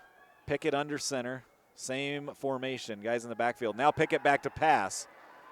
The lefty slings it open, caught by number 16, Pragetzer. Pragetzer still on his feet and finally drug out of bounds across midfield down to the 36-yard line. A big play for the Hornets. And Braden Kimball there on the tackle, more of a dragging him out of bounds, and it took him 4 or 5 yards to even get him out of bounds. Pragetzer, just a big, tough, strong receiver. Great catch, great yards after catch. So 9:34 left here in the third as the Hornets moving downfield again. Pickett back to pass. Right down the middle of the field, off the fingertips of Craney, Isaac Craney. Boy, and Craney, 5'9", 155. If he had just 2 more inches on that reach, he's gone to the end zone. Yeah, they had him open right down the right hash towards those goalposts, just barely off the fingertips. Now they got Craney going in motion to that left side. Watch him again. As he lines up the wideout on the left, one on the right. Pickett kind of taking it himself, tripped up at the line of scrimmage. Good tackle there, short gain for Pickett. And Kai Clegg was actually the first man through, fell to the ground, and just reached up and tripped up Pickett on his way by. Yeah, Pickett in that long frame, able to fall forward for a yard gain is all. As that ball sitting just shy of the 35-yard line. 9:05 left here in the third. Pickett back in the gun this time with Bingham to his right. Man in motion is Craney. Pickett right up the middle. He's going to pick up about 6 or 7 to the 29-yard line. Took a big shot at the end of that play. Yeah, Dallin Draper, the first man in, took that shot. Then a couple more Grizzlies came in just to make sure he was down. So a 4th down scenario here, 4th and 2 for the Hornets. 2 wideouts, 1 to each side, and again in the backfield with Pickett, it's Bingham. On the left of Pickett. Well, that ball fumbled a little bit and then handed off to Bingham. It gets in his hands. They pick up the first down. A scary play there as the ball was bouncing around like a beach ball at a Nickelback concert. Brennan Sorensen, the junior, in on that tackle. And Houston Bingham, not an easy guy to bring down, but they did. 1st and 10.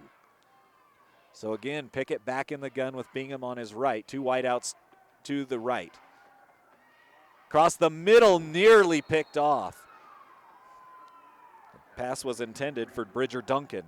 Yeah, and he just overthrew Duncan just a little bit, and Ty Gilbert, the defender, got around him just a little bit. That was a very catchable ball by Ty Gilbert, and that would have been a huge turnover at about the 15-yard line for Grace, but instead it's 2nd and 10 for Oakley. 8:02 left here in the third quarter. Oakley driving again. It's 2nd and 10 from the 21-yard line. Pickett, read option, hands it off. Lots of room to run over the left side for Bryce Sevier. He's headed across the 10, the 5, touchdown Oakley. Bryce Sevier on a 21-yard touchdown run. Sevier is 2nd touchdown of the night. 3rd touchdown, excuse me, I forgot about that 85-yard kickoff return. Oh, yeah. So Bryce Sevier with 2 scores here in the second half. As you mentioned, the 85-yard opening kickoff return and now a 21-yard touchdown run. The Hornets will go for 2. It's Torabo in the backfield. Pickett rolling out to his left. Torabo has it knocked down. The pass from Pickett was intended for Torabo. And Torabao and Pickett, it falls incomplete with 7:54 left here in the third. It's all Oakley up 38-14. Cranny Farms is a proud supporter of Oakley Athletics and wants to wish the boys good luck at state this weekend. Go Hornets. And Oakley Valley Stone has been locally owned and operated since 1948. Oakley Valley Stone offers flooring supplies, patio stones, blocks, and tiles, and also provides custom cutting of blocks or stones. Call 862-3450 or visit Oakley Valley Stone at 204 West Main Street in Oakley. Oakley Valley Stone, operated by Jim and Dave Birch, and proudly supports Oakley Athletics. Go Hornets. All right, let's go down to the sideline. Yeah, you can feel the excitement down here for the Oakley Hornets. After that last touchdown, Houston Bingham was on the sideline and let out a warrior yell. And then offensive coordinator Jamison Jones came over, slapped 5s with Bingham and said, hey, thanks for helping us pick up that 4th down. You might be thinking, well, what did Bingham do on a 4th down? He had the key block that sprung the ball carrier. So total team effort down here for Oakley. Back up to you guys. Thanks, Brandon. Kickoff taken at the 10 by Grayson. Now some room to run by the return man out across the 30 and then dropped. His knee went down, I believe, on the return. That's number 85 for the Grizzlies.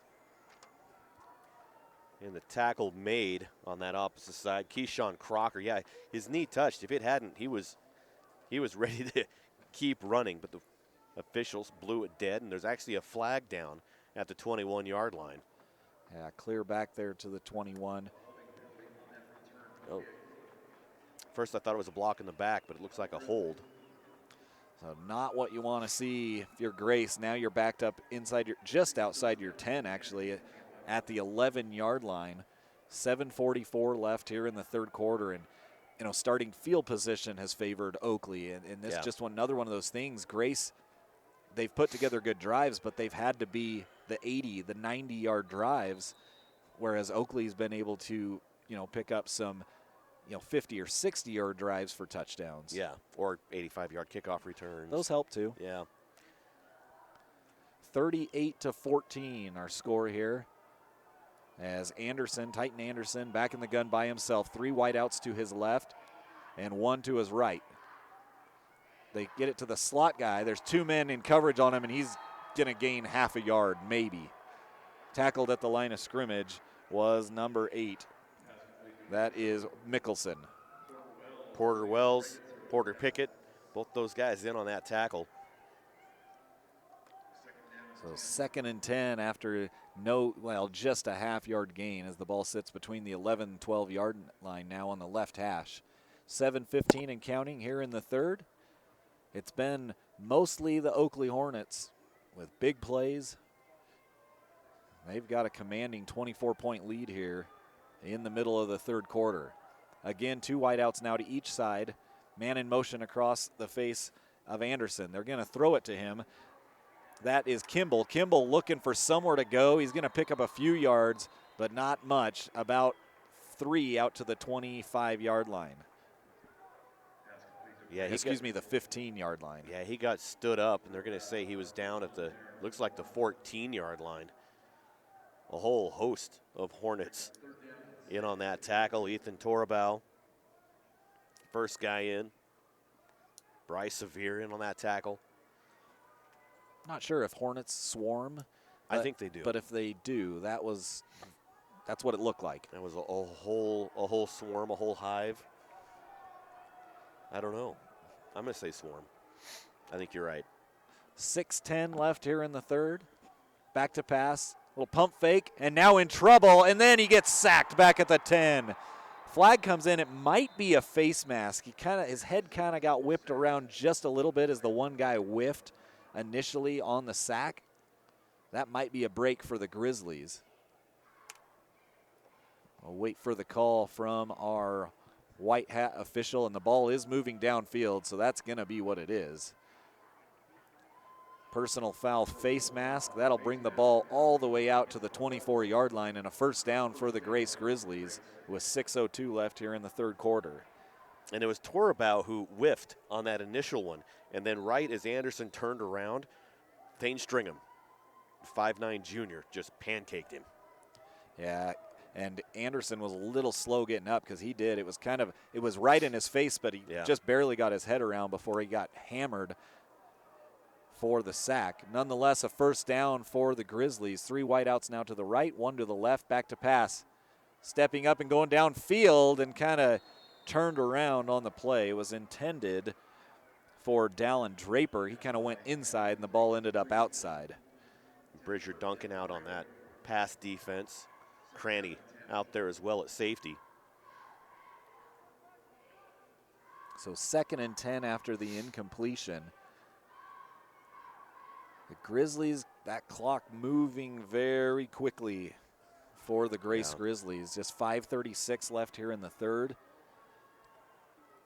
You know, they were down 10, come in, they have to kick to Oakley to start the second half, and you kind of hope your defense will stop them, maybe do a 3 and out, maybe get a turnover instead. They allow a 85-yard kickoff return, which just puts them behind that 8 ball even further.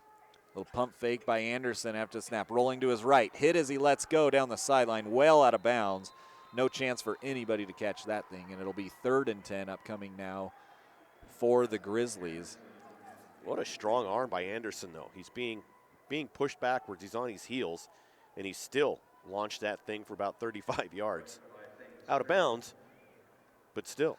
And again, you know, 2 things kind of going on here is they're getting pressure on the quarterback, and they have fantastic coverage downfield, and so there just hasn't been a lot of places for Anderson to go with the football. He's been on the run throughout most of this ball game. Back in the gun again this time. Dropped the ball. Now he gets sacked back at the 15, 16-yard line, and it's going to be 4th and very long with 5:18 and counting. They'll actually give him forward progress out to the 18-yard line. And Sevier and Pickett in on that sack. Yeah, he just took the snap, dropped it, picked it back up, and by that point, there was black jerseys all over him. So I guess it's not a sack. Well, I mean, he dropped it, picked it back up, and it was kind of a sack. Tackle for loss, if you will. Yeah, I think that's what we'll call it. So on to punt. Punt is away. It's a pretty good punt. Hits at the 50 and then takes a nice bounce for Grace down inside the 35 to the 34-yard line where the Grizzlies will down it. Mickelson downs it and immediately grabs it and touches it off the leg of the return man, Crocker, back there. Just a little playful tap on the shin with the football. Yeah, we're all having a good time down there, right? Franklin Building Supply is a proud sponsor of Oakley Athletics. We make building easy. You can find us at 303 North Overland in Burley. Go Hornets.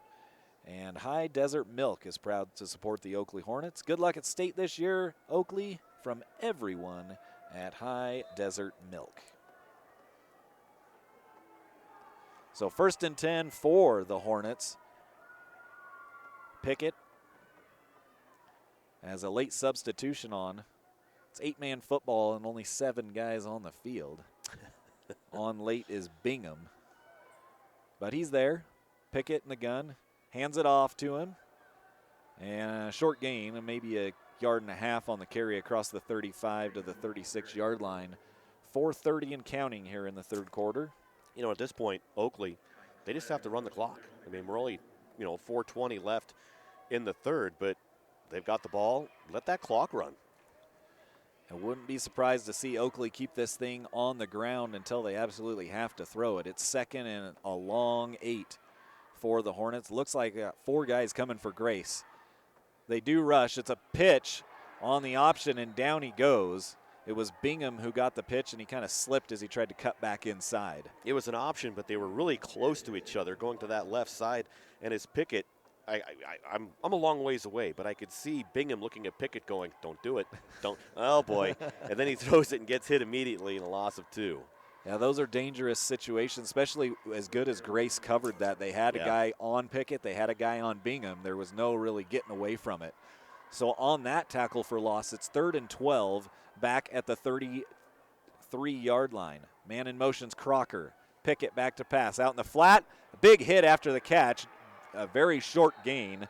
It was caught by Torabau, but only for about 4. It'll be 4th and 9. Ty Gilbert right there hit him as he caught it. They're going to say basically no gain. I thought he was. Yeah, I thought he was out across the 35. But yeah, me too. It's 4th and 12, actually. Huh. I was way off. I was with you on that. 3:21 left here in the third, and I believe this is the first punt from Oakley. Standing back at his own 20 to kick this thing away. The return man on the opposite 30. That ball sends him back, but he does get the punt away. Another good kick by Cranny. Takes a nice bounce for the return man. And then knocked down after a very short gain right in the middle of the field.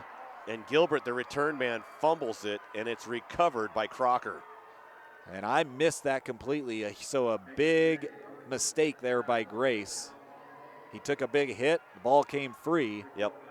That's what it was. Just Ty Gilbert got it, tried to run forward, and just took a couple of big hits, and then Crocker right there to fall down on it. So a punt turns into about a 40-yard gain for the Hornets as they have the ball across midfield down to the 44-yard line of Oakley or of Grace now. 3:09 left on the clock. Pickett's going to be back there in the backfield with Severe to his right, 2 wideouts to the right as well. Man in motion is Bench across the formation. Back to pass Pickett, little pump fake. Across the middle, nearly picked off. Great read by William Mickelson.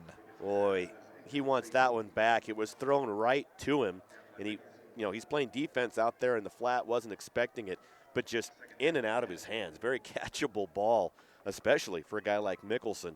With, it's got nice, sure hands, but not that time. So an opportunity missed there by Grace for another interception. 2nd and 10 now for the Hornets. 2 wideouts to the right, 1 to the left. Man in the backfield with Pickett. In motion is Cranny. And Pickett keeps it himself, no gain. And it'll be 3rd and 10 now. So that Grace defense really showing why they have their reputation here on this drive. Timeout's going to be taken by Oakley. We'll keep it right here. Canyon Creek Dental is Grace's preferred choice for local dental care. Dr. Carter and Bateman, along with their team members, are committed to providing you with the high-quality care you deserve. At Canyon Creek Dental, they take pride in providing a comfortable and upbeat atmosphere for everyone in the family. From basic dental needs to oral surgery and cosmetic dentistry, Canyon Creek Dental has you and your family covered. Be sure to check them out online at canyoncreekdental.net or call to set up your next appointment. Don't forget to ask about the monthly promotions. Go Grizzlies from everyone at Canyon Creek Dental. And did you know that since 2019, Direct Communications has donated more than $220,000 to local schools in East Idaho? Sign up or upgrade your speed now, and they will donate your first month's payment to the local school of your choice. Direct Communications now has faster speeds than ever before. Log on to directcom.com to see what speeds are available to you. Direct Communications, proud to support Grace in tonight's championship matchup. All right, after the timeout, 2:47 to go. They line back up 3rd and 10 for the Hornets. And got a little Sweet Caroline going on over there. Yeah, and right in time for a big third down spot here. 3rd and 10 for the Hornets. Pickett back to pass, looking left. Got a man down the field, down that left hash, and he kind of threw it behind him. The intended receiver, Duncan, was coming to the middle, and nobody there, and now a flag comes in from the Oakley sideline. I feel like that might be a sideline warning against Oakley. Yeah, I think you're probably right. One of the coaches down there pretty fired up. I don't know if he wanted a pass interference or what. I think he might have. And they don't go warning style. They go unsportsmanlike behavior, unsportsmanlike conduct against the Oakley Hornets sideline. And so it was fourth down, or third. No, it was fourth down, excuse me. So it was going to be turned over, but now instead of having it on their own 44-yard line, they got it all the way out across. No, now it's 4th down, excuse me. It was 3rd down. I thought that was the turnover. So they're still punting back from Oakley's 41-yard line, so that's a huge break for Grace. Yeah, Grace, return man standing back at almost the 15. Little rugby style. It goes high but short. Ball looks like it's going to take a bounce. Nearly hit a Grace. In fact, that's Anderson back there. Nearly hit him. He didn't know where the ball was at. Takes a nice roll for the Hornets down to the 23-yard line. It'll be 1st and 10 for the Grizzlies from there. Idaho Ag Credit has financed farmers, ranchers, and those in the ag industry since 1934. Idaho Ag Credit is a lending cooperative for people involved in any aspect of agriculture. Check them out at American Falls, Blackfoot, Twin Falls, and Rexburg to serve your ag lending needs. Let's go down the sideline to Brandon. Yeah, even though Oakley's up 38-14, you can still see the frustration on the Oakley coaching staff. Head coach Brandon Jones in that last time out said no wasted possessions. Clearly that drive got derailed by the penalty. And on a great pass and a beautiful catch down the far sideline all the way out to midfield, right on the fingertips of the intended receiver, Dallin Draper. Beautiful catch. Yeah, Dallin Draper, one of those guys that you feel lucky as a coach to have him on your team. He's not only a great offensive player, he's the returning High Desert Conference Defensive Player of the Year. So the guy can do it on both sides of the ball like we saw there, and a huge gain for Grace as they're now near midfield with about 2 minutes left in the third. I tell you what, a beautiful throw in the perfect place for Draper to catch that thing. A big first down for the Grizzlies. 1st and 10, back to pass. Little pump fake, looking long. It's Draper again down the far sideline. Both guys there, and it falls incomplete. No flag comes out. There was a lot of contact. Draper still on the ground over there, and now an official's timeout. All right, we're going to go back down to the sideline. Go back down to Brandon. Yeah, so talking about the frustration on the Oakley coaching staff on that last drive, they wanted the pass interference call on that deep 3rd down throw, didn't get it. Assistant coach Jones got the unsportsmanlike conduct penalty for leaping in the air and doing the gallop down the sideline. And now turnabout fair play because Grace fans wanted the pass interference call on that last play and didn't get it. Dallin Draper a little slow to get up with that knee, but looks like he's good to go, so that's great to see. Back up to you guys. Yeah, and there was contact, both plays deemed to be 50-50 by the officials. No flags, so it'll be 2nd and 10 right across the middle, off the hands. Was it picked off? Yes, it was. Tipped off the intended receiver, Brennan Sorensen, and into the hands of the waiting defender. Isaac Cranny back there, and he's the guy that's going to catch that for you. He's one of the great wide receivers there for Oakley, and he just sat back there in the defense. The ball tipped up. He just had to lay out for it, brought it in. So Oakley with the ball at their own 39-yard line. And just 1:39 left here in the third. A big turnover there as Grace had got the ball back after the punt. Now the interception gives the Hornets the ball at the 38-yard line. Handoff. No, Pickett kept it himself. Fooled me, fooled everybody. Near a 1st down out to the 49-yard line. I think they're going to mark him at the 48, a yard shy. It'll be 2nd and 1. So we've seen Pickett do that so many times where on that quarterback keeper, he never gets just like 2 yards out of it. He either gets a full 10 plus or gets right just short of the first down. He's and they know it's coming. You know, as soon as that play goes, but he's just fast. He's a very fast quarterback. Pickett back in the gun again with Bingham on his right. This time he lets it go to Bingham. Bingham, good yardage, first down and more, across to the 40-yard line before he's finally taken down. And it took a couple of Grizzlies to do it. One of those, number 27, Joe Clegg, of course. Wyatt Cutler in on that tackle. So 1st and 10 on the opposite 40. Pickett again back in the gun. This time I think it's Torabau back there within the handoff. Does go to Torabau, and Torabau tripped up. Not so much tackled as it kind of ran into the tackler, and both guys went to the turf. And we've seen Kai Clegg do that a couple of times. He was actually kind of on the turf, on his knees, getting back up, reached out, tripped him up. Sweep the leg. Yeah, sweep the leg. So they do pick up 2 yards on the play at the 38-yard line. So it's 2nd and 8, 15 seconds left in the third as the clock continues to wind down. Pickett back to pass, little pump fake. Now the screen knocked down. Great play by Clegg to knock that down. Kai Clegg just got his big mid up there, blocked it down. Kai's 6'3", 215. He's a junior. Just reached up, got in his face. You know, he had Cranny running down that sideline as well. I think that was probably the first option. But putting on the good defense was Titan Anderson, had to go short on it. And in between there, Clegg just knocked it down. So the incomplete pass stopped the clock with 5 seconds left here in the third. It's 3rd and 8 now. Pickett back to pass, looking to his right. He's got Torabau open. Torabau's going to dive forward to the 30, very close to the sticks. Yeah. It looks like Bow, they mark him a yard shy. They're going to mark it at the 31. That is the end of the third quarter. The Oakley Hornets up 38-14.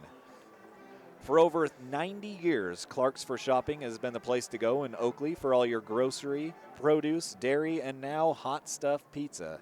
From the entire friendly staff at Clark's for Shopping, good luck, Hornets. And they are application. At Heartland Ag, application is what they do. From case and RBR application equipment, tanks, trailers, and all your spraying and equipment needs, located in Burley, Idaho. Give them a call at 800-994-9120 or find them online at heartlandag.com. AMI Supply provides agricultural and industrial equipment and tools for the Burley area. Their friendly staff will help you find the tools you need for any project, and they guarantee you will be satisfied with their service. Call them today at 678-4632 or stop in at 719 Overland Avenue in Burley. For over 50 years, Hardy Farms in Oakley has been growing some of the best spuds in Idaho. Hardy Farms is a proud supporter of all the student athletes at Oakley High School and want to wish them good luck in the state championship game. Go Hornets. Well, after the quarter, we've switched ends. It's the Hornets with the football. Pickett takes it on the direct snap. Just a straight keeper trying to get the first down on 4th and 1, and that's a dangerous play from the shotgun. He does get the first down out across the 30 to the 29. He got that head of steam on him. Got it by about a yard. Maybe the shortest run of the game for Pickett, actually, as we're just underway here in the fourth quarter. 11:49 and counting. It's all Oakley right now. Pickett again on the read option, keeps it this time. Nowhere to go as he's dropped back at the 30-yard line. So a loss brings up 2nd and 11. A nice job by Grace getting the tackle there for a loss. And it's from the 30, 2nd and 11. Pickett in. Now he sneaks up. He's going to be, now he'll back up into that shotgun position. Wide out to each side. And in the backfield is Torabau. Back to pass is Pickett. Across the middle, and it's caught and into the end zone. Touchdown. The receiver, Bridger Duncan, ripped it away from the defender. And now it's 44-14 Oakley on top. A 30-yard touchdown reception. Man back there was Trevor Matthews. He was on him, and it was great defense. Just couldn't hold on to him. He broke free, in for the touchdown, 30 yards out. And now a 30-point lead has ballooned for the Oakley Hornets as they go for 2.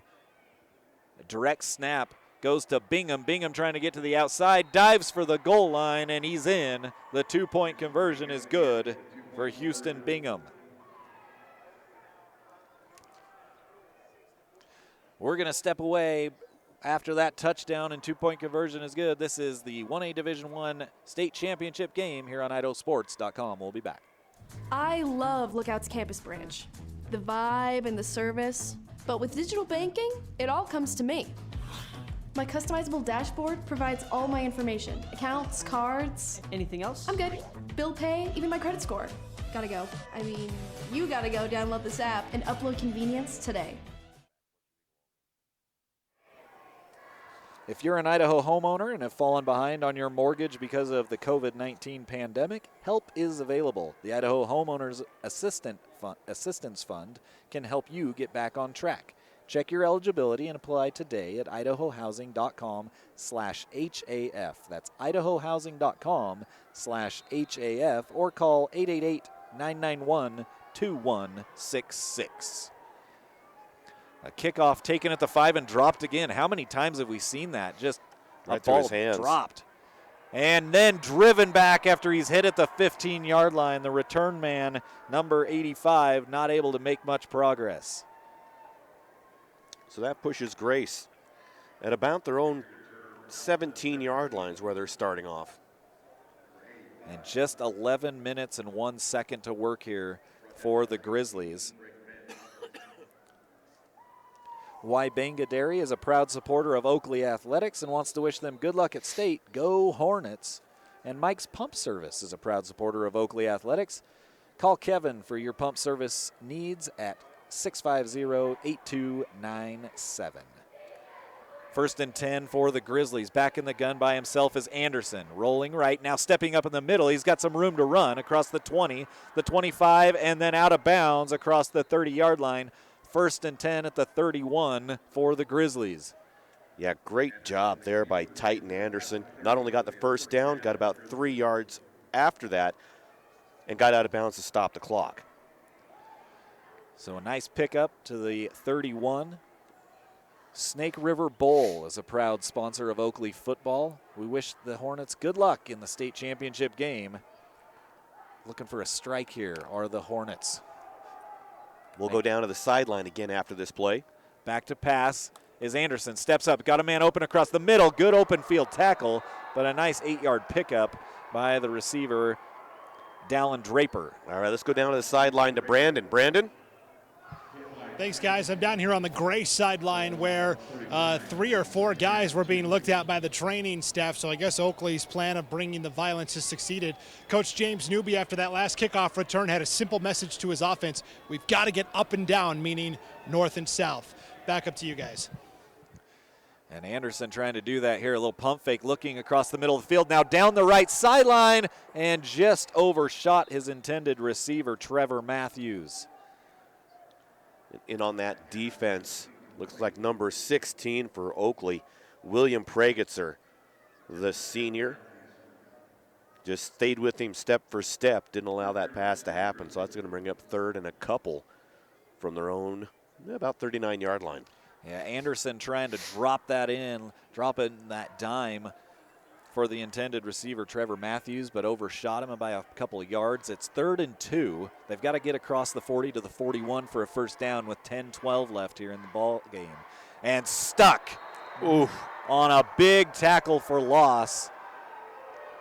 Guess who? Bryce Sevier. Hit him immediately, drove him back.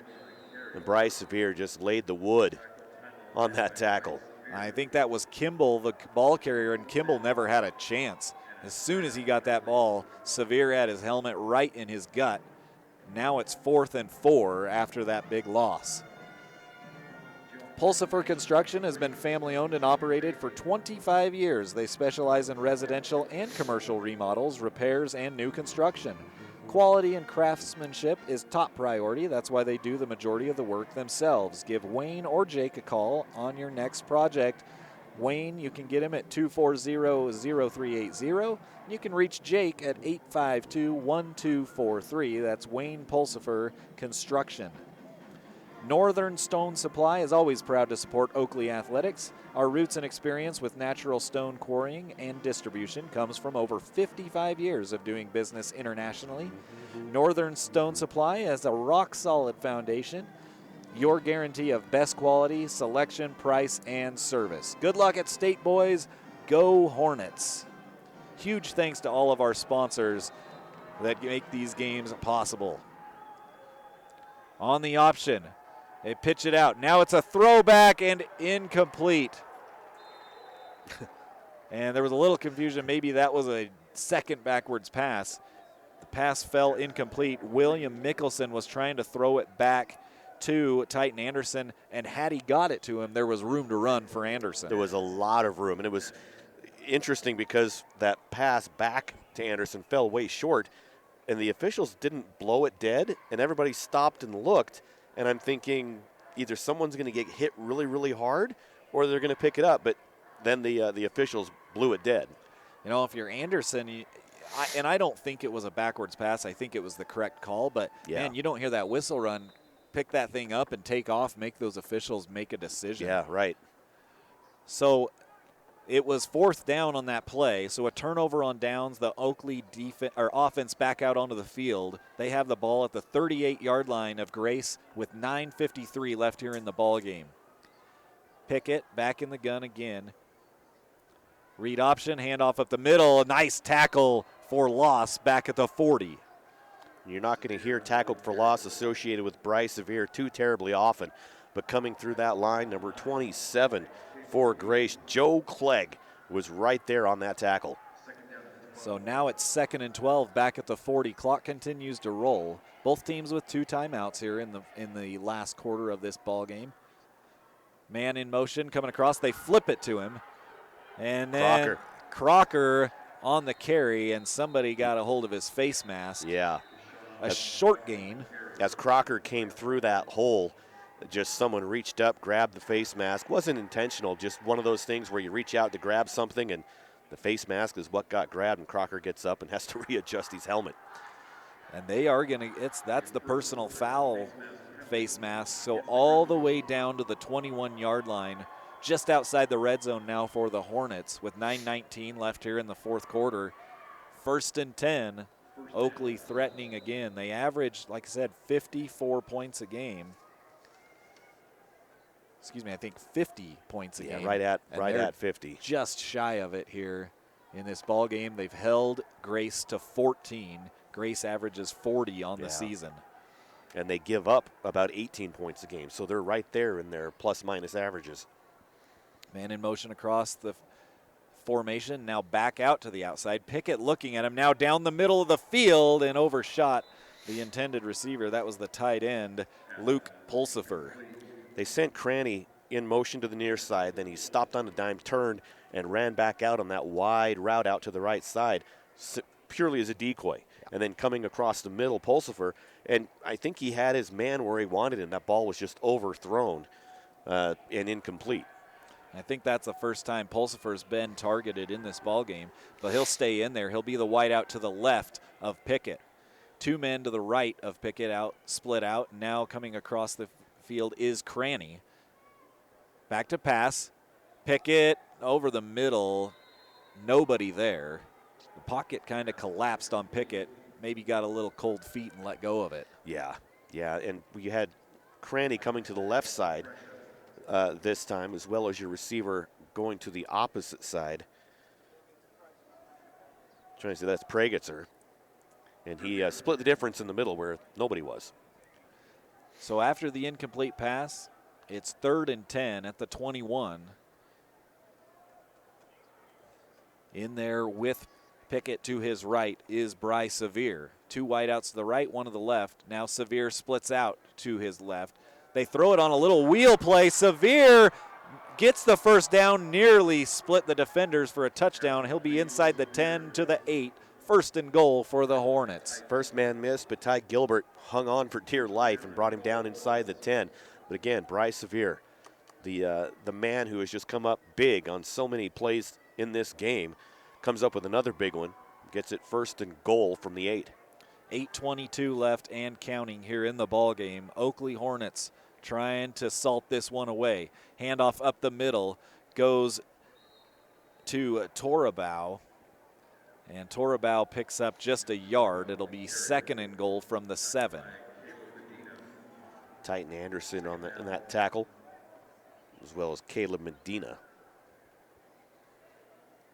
Funky Cole Medina. I was thinking the same thing. Man, we are just in sync here. I'm not sure it's a good thing. Maybe not. But it is what it is. Two terrible minds think alike. Handoff up the middle. It's Torabau again. Torabau carrying a defender for 5 yards into the end zone. Touchdown, Ethan Torabau. Oh, my goodness. From 8 yards out, Torabau carried Joe Clegg, 185 pounds,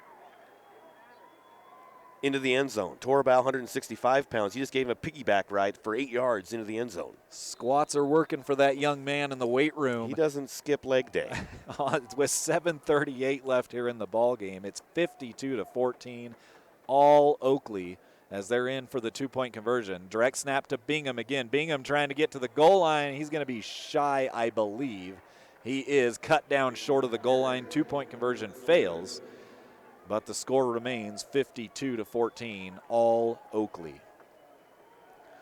Now we want to thank Idaho Ag Credit. They've financed farmers, ranchers, and those in the ag industry since 1934. Idaho Ag Credit is a lending cooperative for people involved in any aspect of agriculture. They offer easily accessible credit at low rates and local employees who understand agriculture.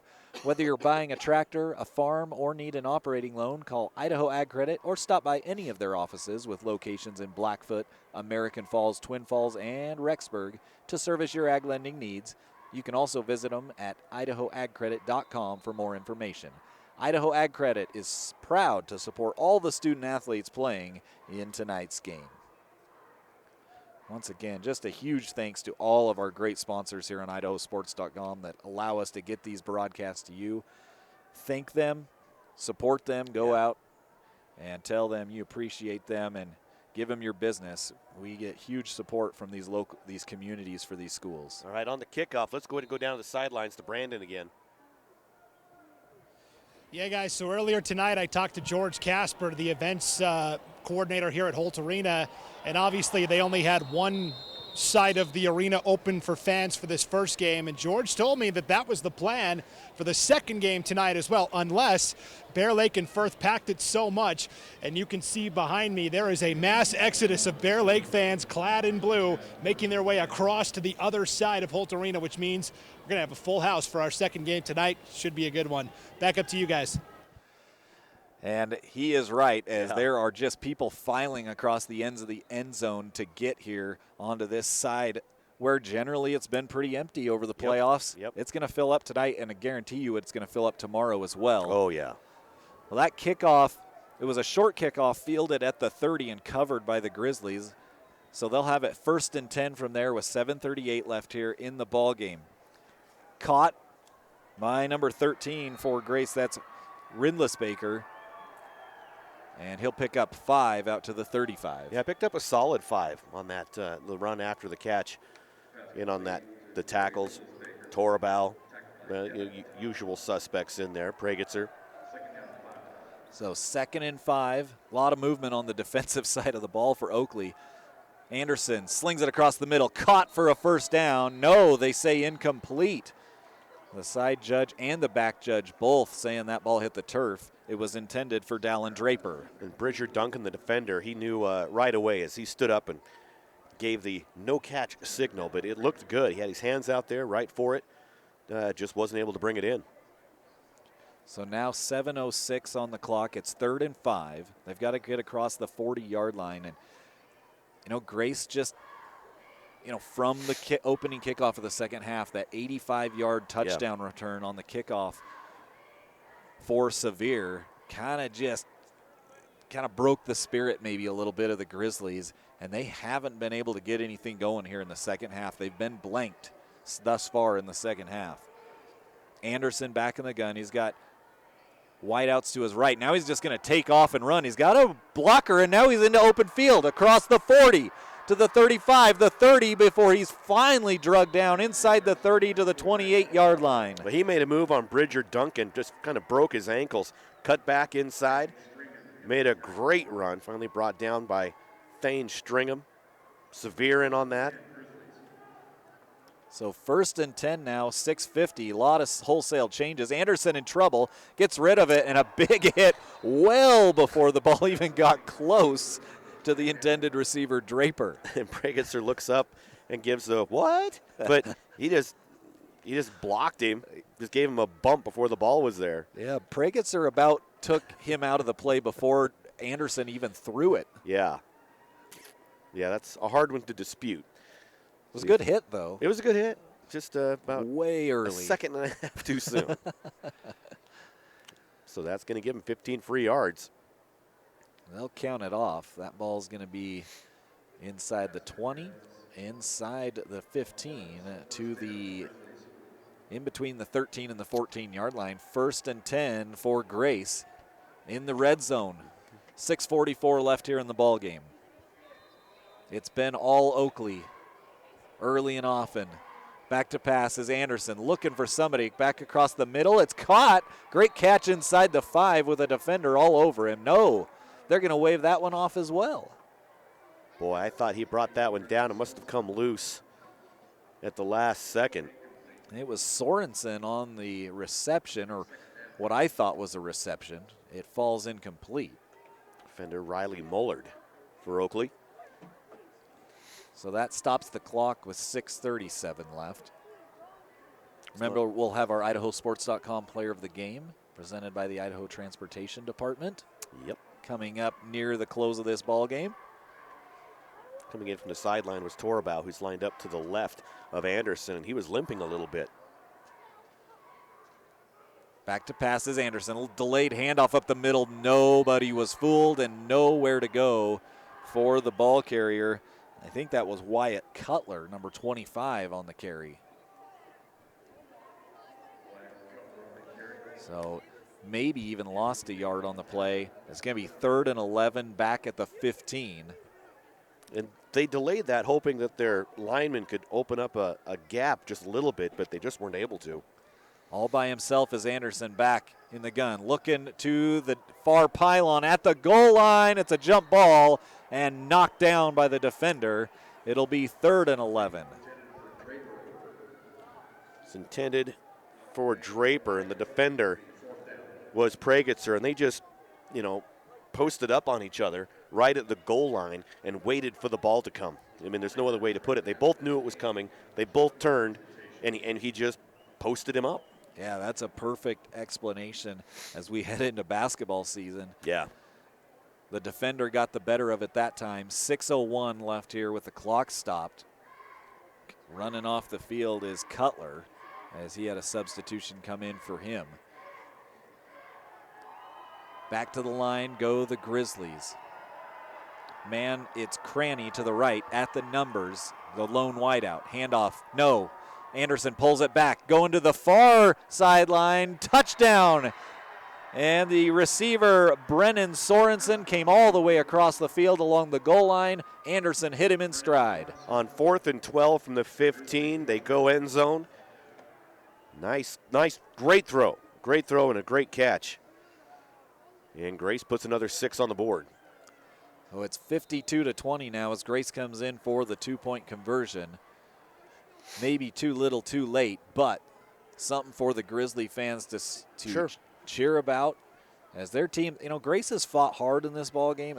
It's just they've come up against a very good Oakley team, and Oakley had some big plays. They made some big stops, forced a couple turnovers, and when those kind of things happen, you end up on the winning side of a 52-20 ball game. Anderson just flips it up over his head like a backwards shot to the basket. I've never seen that before. He turned his back to the goal line and literally just threw the ball behind him over his head, hoping his man was going to be there. Designed, but it did not work. to get some style points at least? I mean, I'll give him style points. No? 1 million points to you, Mr. Anderson, for the style points. All right, that's I generous. I like the, it's kind of like whose line is it anyways? Yes, I like that. And you look at Grace's roster, they got a lot of seniors coming, in those skill positions. They've got, Kobe Rindless-Baker coming back. They've got Cutler. They've got the Clegg twins, Joe and Kai, coming back. So, it's not like that the cupboard's going to be bare for these guys. It's going to be a little bit of rebuilding for them for sure. But Coach Newby has a lot to work with coming into the 2023 school year next year. Yeah, another big one name there that's a junior, Brennan Sorensen. Sorensen, absolutely. Wide receiver for him. And then there's a bunch of sophomores and a couple freshmen listed there too, or several freshmen. Kimball, yeah. So, yeah, it's not like they're losing everybody. They're losing some big pieces. Yeah. But it's time for the next guys to set up, and I fully expect Grace to make a run again next year. They'll be a good football team again next year as well. In Oakley on the other side, you look at Houston Bingham, senior. Porter Pickett, senior. Ethan Torabau, senior. Crocker's a senior Crocker, as well. senior. So they're going to lose some pieces as well. The kickoff taken back at about the 15, and now a huge hole down the left sideline. The return all the way out across midfield. Number 20, Bridger Duncan, just a junior, and he had a nice head of steam out across midfield. And a good tackle by that special teams for Grace right at midfield. Bridger Duncan's one of those guys who can break free and run it back. They've already had one run back on him. You definitely don't want two. So great field position here for the Hornets. 5:45, all that's left in this ball game. Oakley trying to capture that three-peat.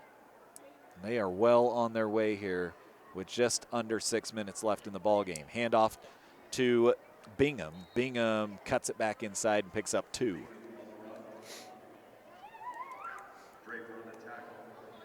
Draper with the tackle for the Grizzlies. Under center this time goes Pickett. Turns around, hands it off. Big hole up the middle for Torabau. And he'll pick up 7. Third and 2 now across midfield to the 42-yard line. So 52-20, we're at the 5-minute mark. And Oakley, we said this in the third quarter, they just have to run the clock out at this point. I think your fans are waving to you down there, Paul. Which ones? Somehow Torabau gets away from 2 tacklers and picks up the first down. They had him stuck back at the 44-yard line, and he got all the way out across to the 37 after a couple broken tackles. Now some discussion from the officials. I never saw a flag go down. Now there's a flag that came out way late.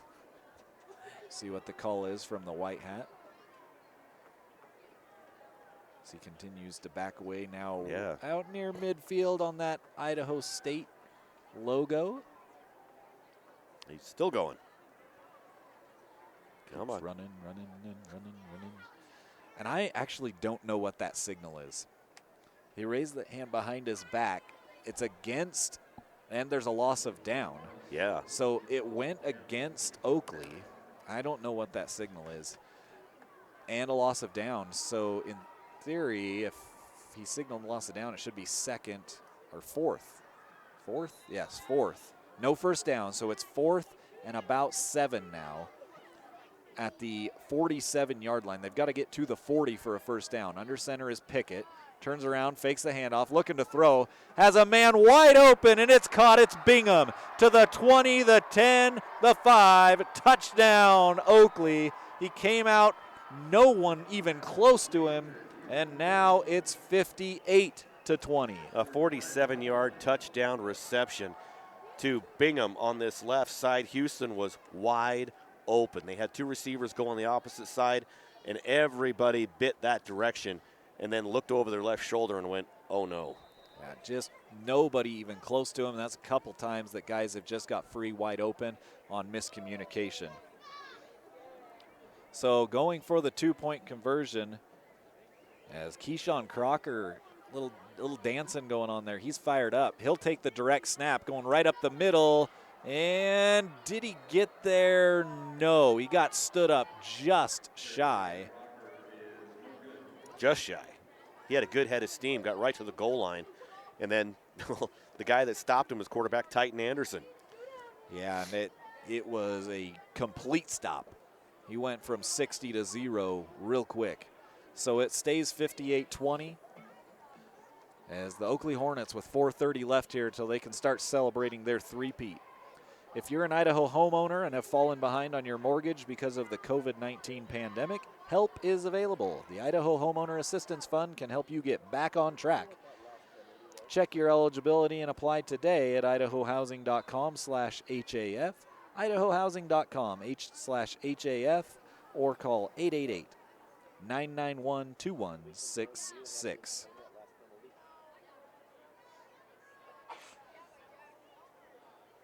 So the Oakley Hornets well out in front in this one, 38-point lead with 4:30 left here in the ball game. Does not. They've got it early and often. Bryce Severe, we talked about the big play-making ability that he had. He did it offensively, defensively, and on special teams just to put the cherry on top. Cranny kicks it away, taken at the 8. On the return up the middle, it's Kimball. Kimball trying to get to the outside and driven out of bounds at the 25-yard line.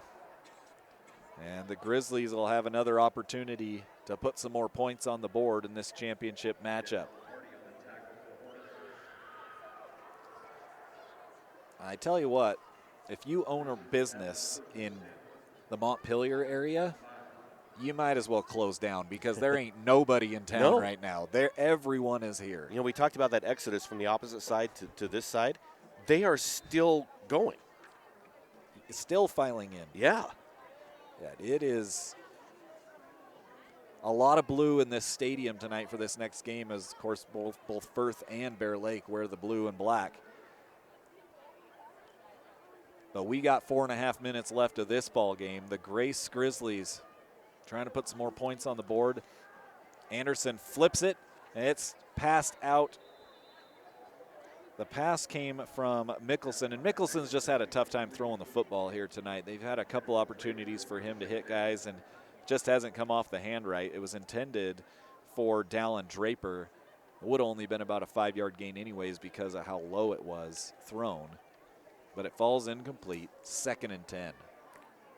And Oakley's really spread the ball out tonight. Cranny's got a touchdown. Bryce Severe's got 3. Duncan's got 2. Torabal 1. Houston Bingham 1. So, you know, Severe's got those 3. And then, you know, 5 guys have scored here tonight for Oakley. Yeah, and one of those Severe kind of did on his own with that. Well, not completely on his own, but a big run back. Yeah. And then Anderson throws it way behind the intended receiver, Draper. Incomplete. 3rd and 10. Yeah, I'm not sure what that was. They were looking out to Dallin Draper, who was moving out on that route towards the sideline. Yeah, he just way underthrew him. Yeah, way underthrew him and behind him. So now 3rd and 10 from the 25. 4:15 still on the clock with the incomplete passes. 2 timeouts for each team. May or may not see them, though. Little pitch, little reverse. Coming around this side, but Oakley has it covered pretty well. Nowhere to go. Ball comes free on the hit, and it's going to get out of bounds, but there's going to be a loss on the play. The ball carrier was number 85 for the Grizzlies. He got popped, and the ball ended up out of bounds on the fumble back at the 22-yard line. And Evan Thompson, big number 99, the senior defensive back, was the guy chasing him down. Lost it out of bounds. So a big 4th down for Grace. Of course, they're going to go for it. 58-20, 4:06 left from their own 22-yard line. Yeah, not much of a choice here. Down big. Obviously, you could punt it away, but a a big 4th down situation. 4 wideouts. Anderson looking down the middle. Now he's going to kind of probe a little bit, change directions. Now he's got running room. He's going to pick up the 1st down across the 30. Cuts back to the middle at 40. Still on his feet. Across midfield down to the 49-yard line of Oakley.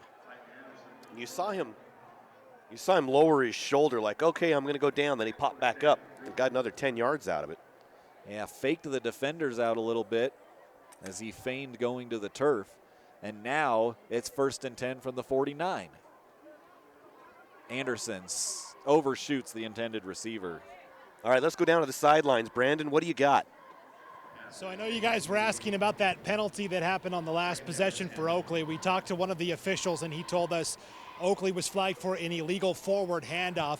Bingham started with the ball and then attempted to hand it off to Torabau as he was being tackled. Can't do that. That's the penalty there. Speaking about Oakley, on their way to their 3rd consecutive 1A D1 championship, this could be away for some time. I'm looking at some of the ball boys and water boys on the sideline here for Oakley. All look like, elementary school, maybe middle school kids. The last names are familiar. Jones, Cranny, and Beck. These guys aren't going anywhere. Back up to you. Anderson lets go of it as he's hit. It falls incomplete, overshot his intended receiver, Draper. And we see that at these smaller schools. We've been doing this a very long time, and especially there at Oakley, for example. It used to be the bed keys. There was always a bed key coming through. Crannies have been big. Jones is coming through. You look at all of these names that it's like they just keep coming. You wonder, okay, this is the last one. Nope, you got more coming. So, Robeson coming up. So it's always fun to see the names come through time and time again. Your family in New Plymouth was like, when did these Jensens ever end? They finally did. Finally did. There was only one Kingsbury boy, I guess. And it was a good one. And it was quickly forgotten. 3rd and 10 for the Grizzlies. Back to pass. Anderson going down the far sideline. He's got his receiver. It's caught in stride. 1st down inside the 15. Beautiful throw and catch. The receiver, Mickelson. Boy, what a great catch by Mickelson. Like you said, in stride all the way down to the 12-yard line. So inside the 15 to the 12 with 3:12 left on the clock. Grace not going away quietly here, as they're looking to tack on some more points in this 1A Division I state championship game. Spread offense. Anderson, they just rushed 2, and he had his man. He just turned too late. It was intended for Joe Clegg. Clegg was still running his route, and by the time he turned his head, the ball was flying by. He was about 2 steps away from where he usually turns around and looks in his route, and by that time the ball had already been thrown. He was wide open. Don't know if he was late on his route or if the quarterback was a little early. If you ask either one, they're going to say, yeah, he threw it too early, or yeah, he was late on his route.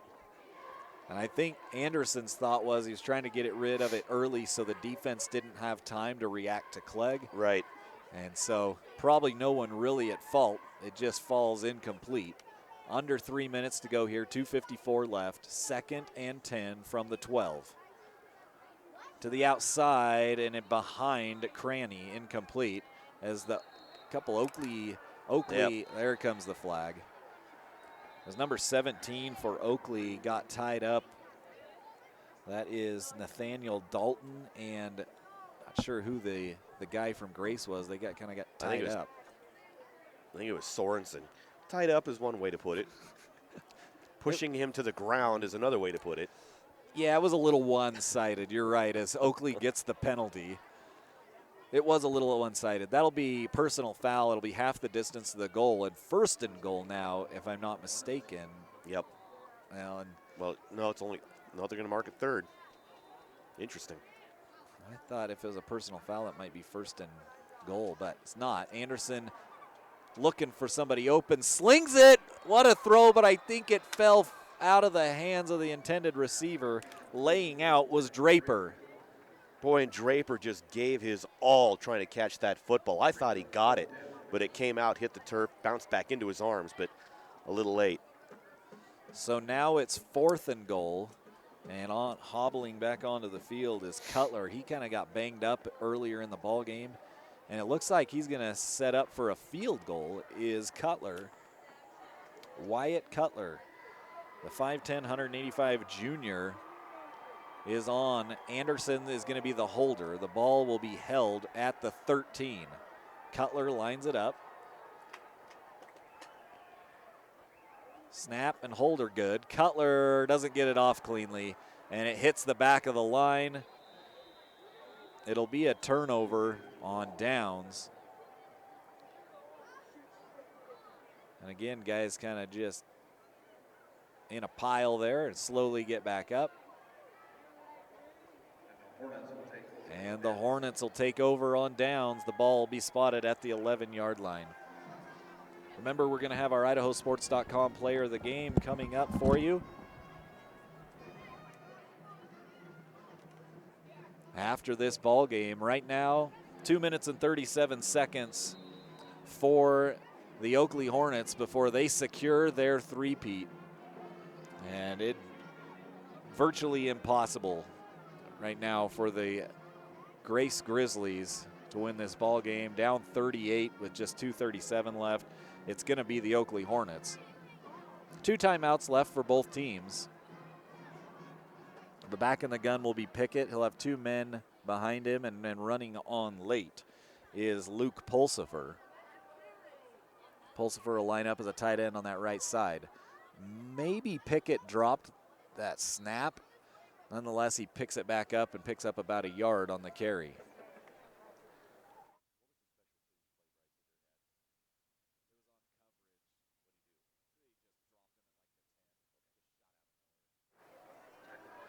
So 2:15 and counting. And Pickett comes off the field, throwing his hands up in the air, trying to get the crowd going. In replacement for him, I believe, was number 23, Kyler Robinson, came in at quarterback, I think. Turn around, handing it off. It is Robinson, hands it off to Bingham. Bingham across the 20 for a first down and out of bounds. So it is Kyler Robinson. They called on the righty for relief, and Robinson's in there as he comes to the sideline for the play call. Pickett, a big game again for Porter Pickett. Yeah. The senior quarterback. He'll get a 1:45 respite over here on the sideline before the celebration ensues for the Oakley Hornets. Under center goes Robinson, hands it off. Getting to the outside is the ball carrier across the 30, across the 40, spinning back to the inside. Torabau lowers the head and barrels over a couple tacklers near midfield. Boy, Torabau got hit about the 45, did a quick spin move and just kept going. Like you said, got brought down just shy of midfield. Clock continues to roll here as the ball is reset at the 49-yard line. Substitutions coming in and out for both these squads. Cranny back in the ball game. Excuse me, that's Rinless Baker and Gilbert back into the ball game for Grace. And the knee going to be taken by Robinson. 56 seconds, under a minute left here in this one. See the players reaching across, shaking hands. And I'm not sure. They'll have to snap it, it looks like, one more time. Ball sitting back at the 47-yard line. So the three-peat is secure for Oakley. And that first state championship for Grace is still out there. Robinson kneels it down at the 45. 28 seconds left, and that will do it. The Oakley Hornets win the 1A Division I championships. They are three-peat champions. The water bath dumped on one of the coaches down there. That turf doesn't soak up water too well, by the way. That's all right. They don't care. The Hornets, the home team, they're the winners. As the head coach for Oakley sprints over to the officials to thank them, they'll line up at midfield to say congrats to the Grace Grizzlies, who will walk out of here with a second-place trophy. We're going to take a quick break. We'll come back with a little post-game and our IdahoSports.com player of the game presented by the Idaho Transportation Department. We'll be right back. Don't go anywhere. Yeah, I know a little something about myths. Like the myth that speeding isn't dangerous. Oh, and that myth you can tailgate at a safe distance. Or that you can safely weave in and out of traffic. Don't be fooled by myths. You'll get yourself into a hairy situation. Stay focused on the road. Be a legend like me. Have you heard the one about Charlie over at Pay Lake? Look at that. The unmistakable swagger of someone fully covered with health insurance through Your Health Idaho. Health yeah! Enroll by December 15th and you could qualify for quality health insurance starting at $0 a month. Dear gas prices, go take a hike. Toyota is the #1 retail brand for electrified vehicles for 22 years. Think you can stand in my way? We got this. Toyota Hybrids. Toyota, let's go places. I am Kevin, and I'm from Idaho Falls. It's important for the disabled to be vaccinated because of COVID. I chose to be vaccinated because I didn't want to be sick or in the hospital. Getting the vaccination, my experience was painless and worth it. It was a very wise choice. Taking the hard path isn't always easy. It takes courage and determination to do hard things. Quitting tobacco and vaping is possible. You decide when. We'll show you how. Learn more at projectfilter.org or call 1-800-QUIT-NOW. Hello? I was in an accident. You okay? Yeah, I'm fine. I had my seatbelt on. I love Lookout's campus branch. The vibe and the service. But with digital banking, it all comes to me. My customizable dashboard provides all my information. Accounts, cards. Anything else? I'm good. Bill pay, even my credit score. Gotta go. I mean, you gotta go download this app and upload convenience today. Specializing in orthopedic care, sports medicine, and certified hand therapy, Burley Physical Therapy works closely with you to minimize your pain and maximize your function. We also provide the only in-house aquatic therapy in the Magic Valley. Now proudly partnered with Elite Fitness as a full-service health club, we have the unique ability to continue our hands-on approach between your recovery and customized independent programs. Exclusive to the area, Elite Sports Performance offers the only certified Sports Metrics knee injury prevention program. We also have multiple performance classes for all age groups that focus on athletic fundamentals through elite training. Burley Physical Therapy and the Elite family, partnering for a lifetime of health. Welcome back here to Holt Arena at Idaho State University, where the 1A Division I champion has been crowned. It is the Oakley Hornets for the third year in a row. They defeat the Grace Grizzlies by a score of 58-20. And just a game that Oakley really dominated from start to finish. They only allow one touchdown in the second half. And they come out of here with a big win. And it came late. Yeah, that touchdown was late in the fourth. 24-14 at half, and after that, they just pile it on. As the teams kind of congratulate each other, it was Dallin Draper from the Grace Grizzlies who accepted that second place trophy, and then the team for the Hornets get the trophy and the banner. All right, one last thing to do, and that's to award our IdahoSports.com player of the game. Easy decision, number 30, Bryce Severe. We're going to go down to the sidelines to Brandon. Brandon with Bryce Severe right now. All right, thanks, guys. We're here with Bryce Severe, our IdahoSports.com player of the game. First of all, congratulations. Third title in a row. How does it feel? Feels amazing. We played just about the best game we could be, and we all had fun, and it was a great game. Grace had a good game. We just played better. You find the end zone 3 times, including that kickoff return to start the second half. Take us through the play. It was close. Fumbling about 2 times scared me, but I had amazing guys, my brothers, blocking for me in the front, and we made it work. This really is a brotherhood, right? There's no one guy, it's a team effort.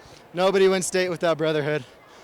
Definitely, and for you personally, this was a long journey back. You were out almost the entire regular season with an injury. How does it feel to climb that mountain and overcome that adversity to finish here? It's different. I'm just thankful that I could stay healthy, help these guys win their fourth or third. All the seniors, it's a proud moment for all of us. Already thinking about that fourth, right? You're coming back next year. Yes, sir. All right, Bryce Severe, IdahoSports.com player of the game. Thank you, congratulations. Go Southern. Thank you. All right, back up to you guys.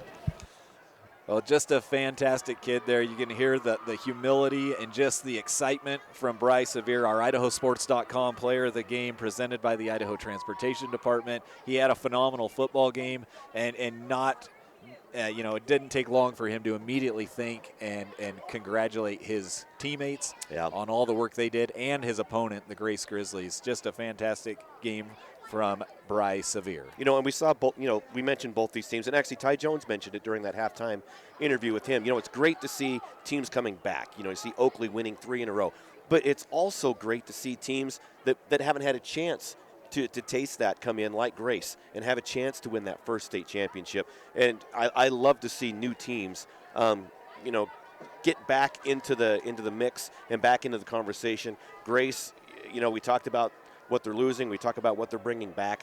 And Grace is one of these teams that they're building. And when I say building, they've got guys that can come in and fill the shoes of the guys that they're losing. So, next year, kind of watch out for those Grizzlies coming in.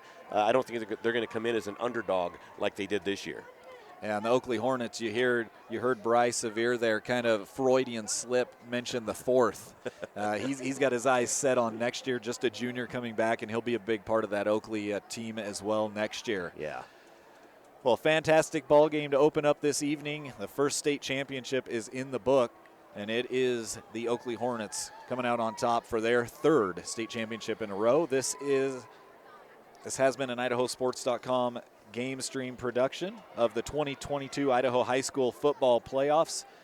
Tournament coverage on IdahoSports.com is presented by Project Filter, Your Health Idaho, the Idaho Department of Health and Welfare, and the Idaho Transportation Department. Also brought to you in part by Valleywide Cooperative and your local Toyota dealers. Also made possible by the great support from these local businesses: Direct Communications, Idaho Ag Credit, Canyon Creek Dental, the Idaho Housing, as well as Burley Physical Therapy, Lookout Credit Union, Clark's for Shopping, Heartland Ag, AMI Supply, Cranny Farms, Oakley Valley Stone, Hardy Farms, Franklin Building Supply, Northern Stone Supply, High Desert Milk, Mike's Pump Service, Wybanga Dairy, Wayne Pulsifer Construction, and Snake River Bowl. Huge thanks to all of our sponsors for tonight's games.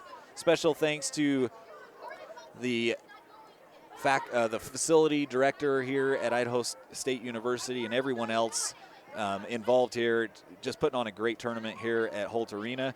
And thanks for all the hospitality that they've showed to us and helping us get these broadcasts to you. And congratulations once again to our IdahoSports.com player of the game, Bryce Severe. 3 touchdowns on the evening, including 85-yard touchdown return to open up the second half and really kind of seal this thing away. That IdahoSports.com player of the game presented by the Idaho Transportation Department. And thanks to everybody for joining us. Brandon Bainey, Scott Burton down on the sidelines with us, bringing us the action from down there. My broadcast partner, Paul Kingsbury. I'm Lauren Jensen. Thanks from everybody else behind the scenes at IdahoSports.com. And thanks for joining us once again as the Oakley Hornets defeat the Grace Grizzlies by a score of 58-20. Have a great night and join us for the next one here on IdahoSports.com.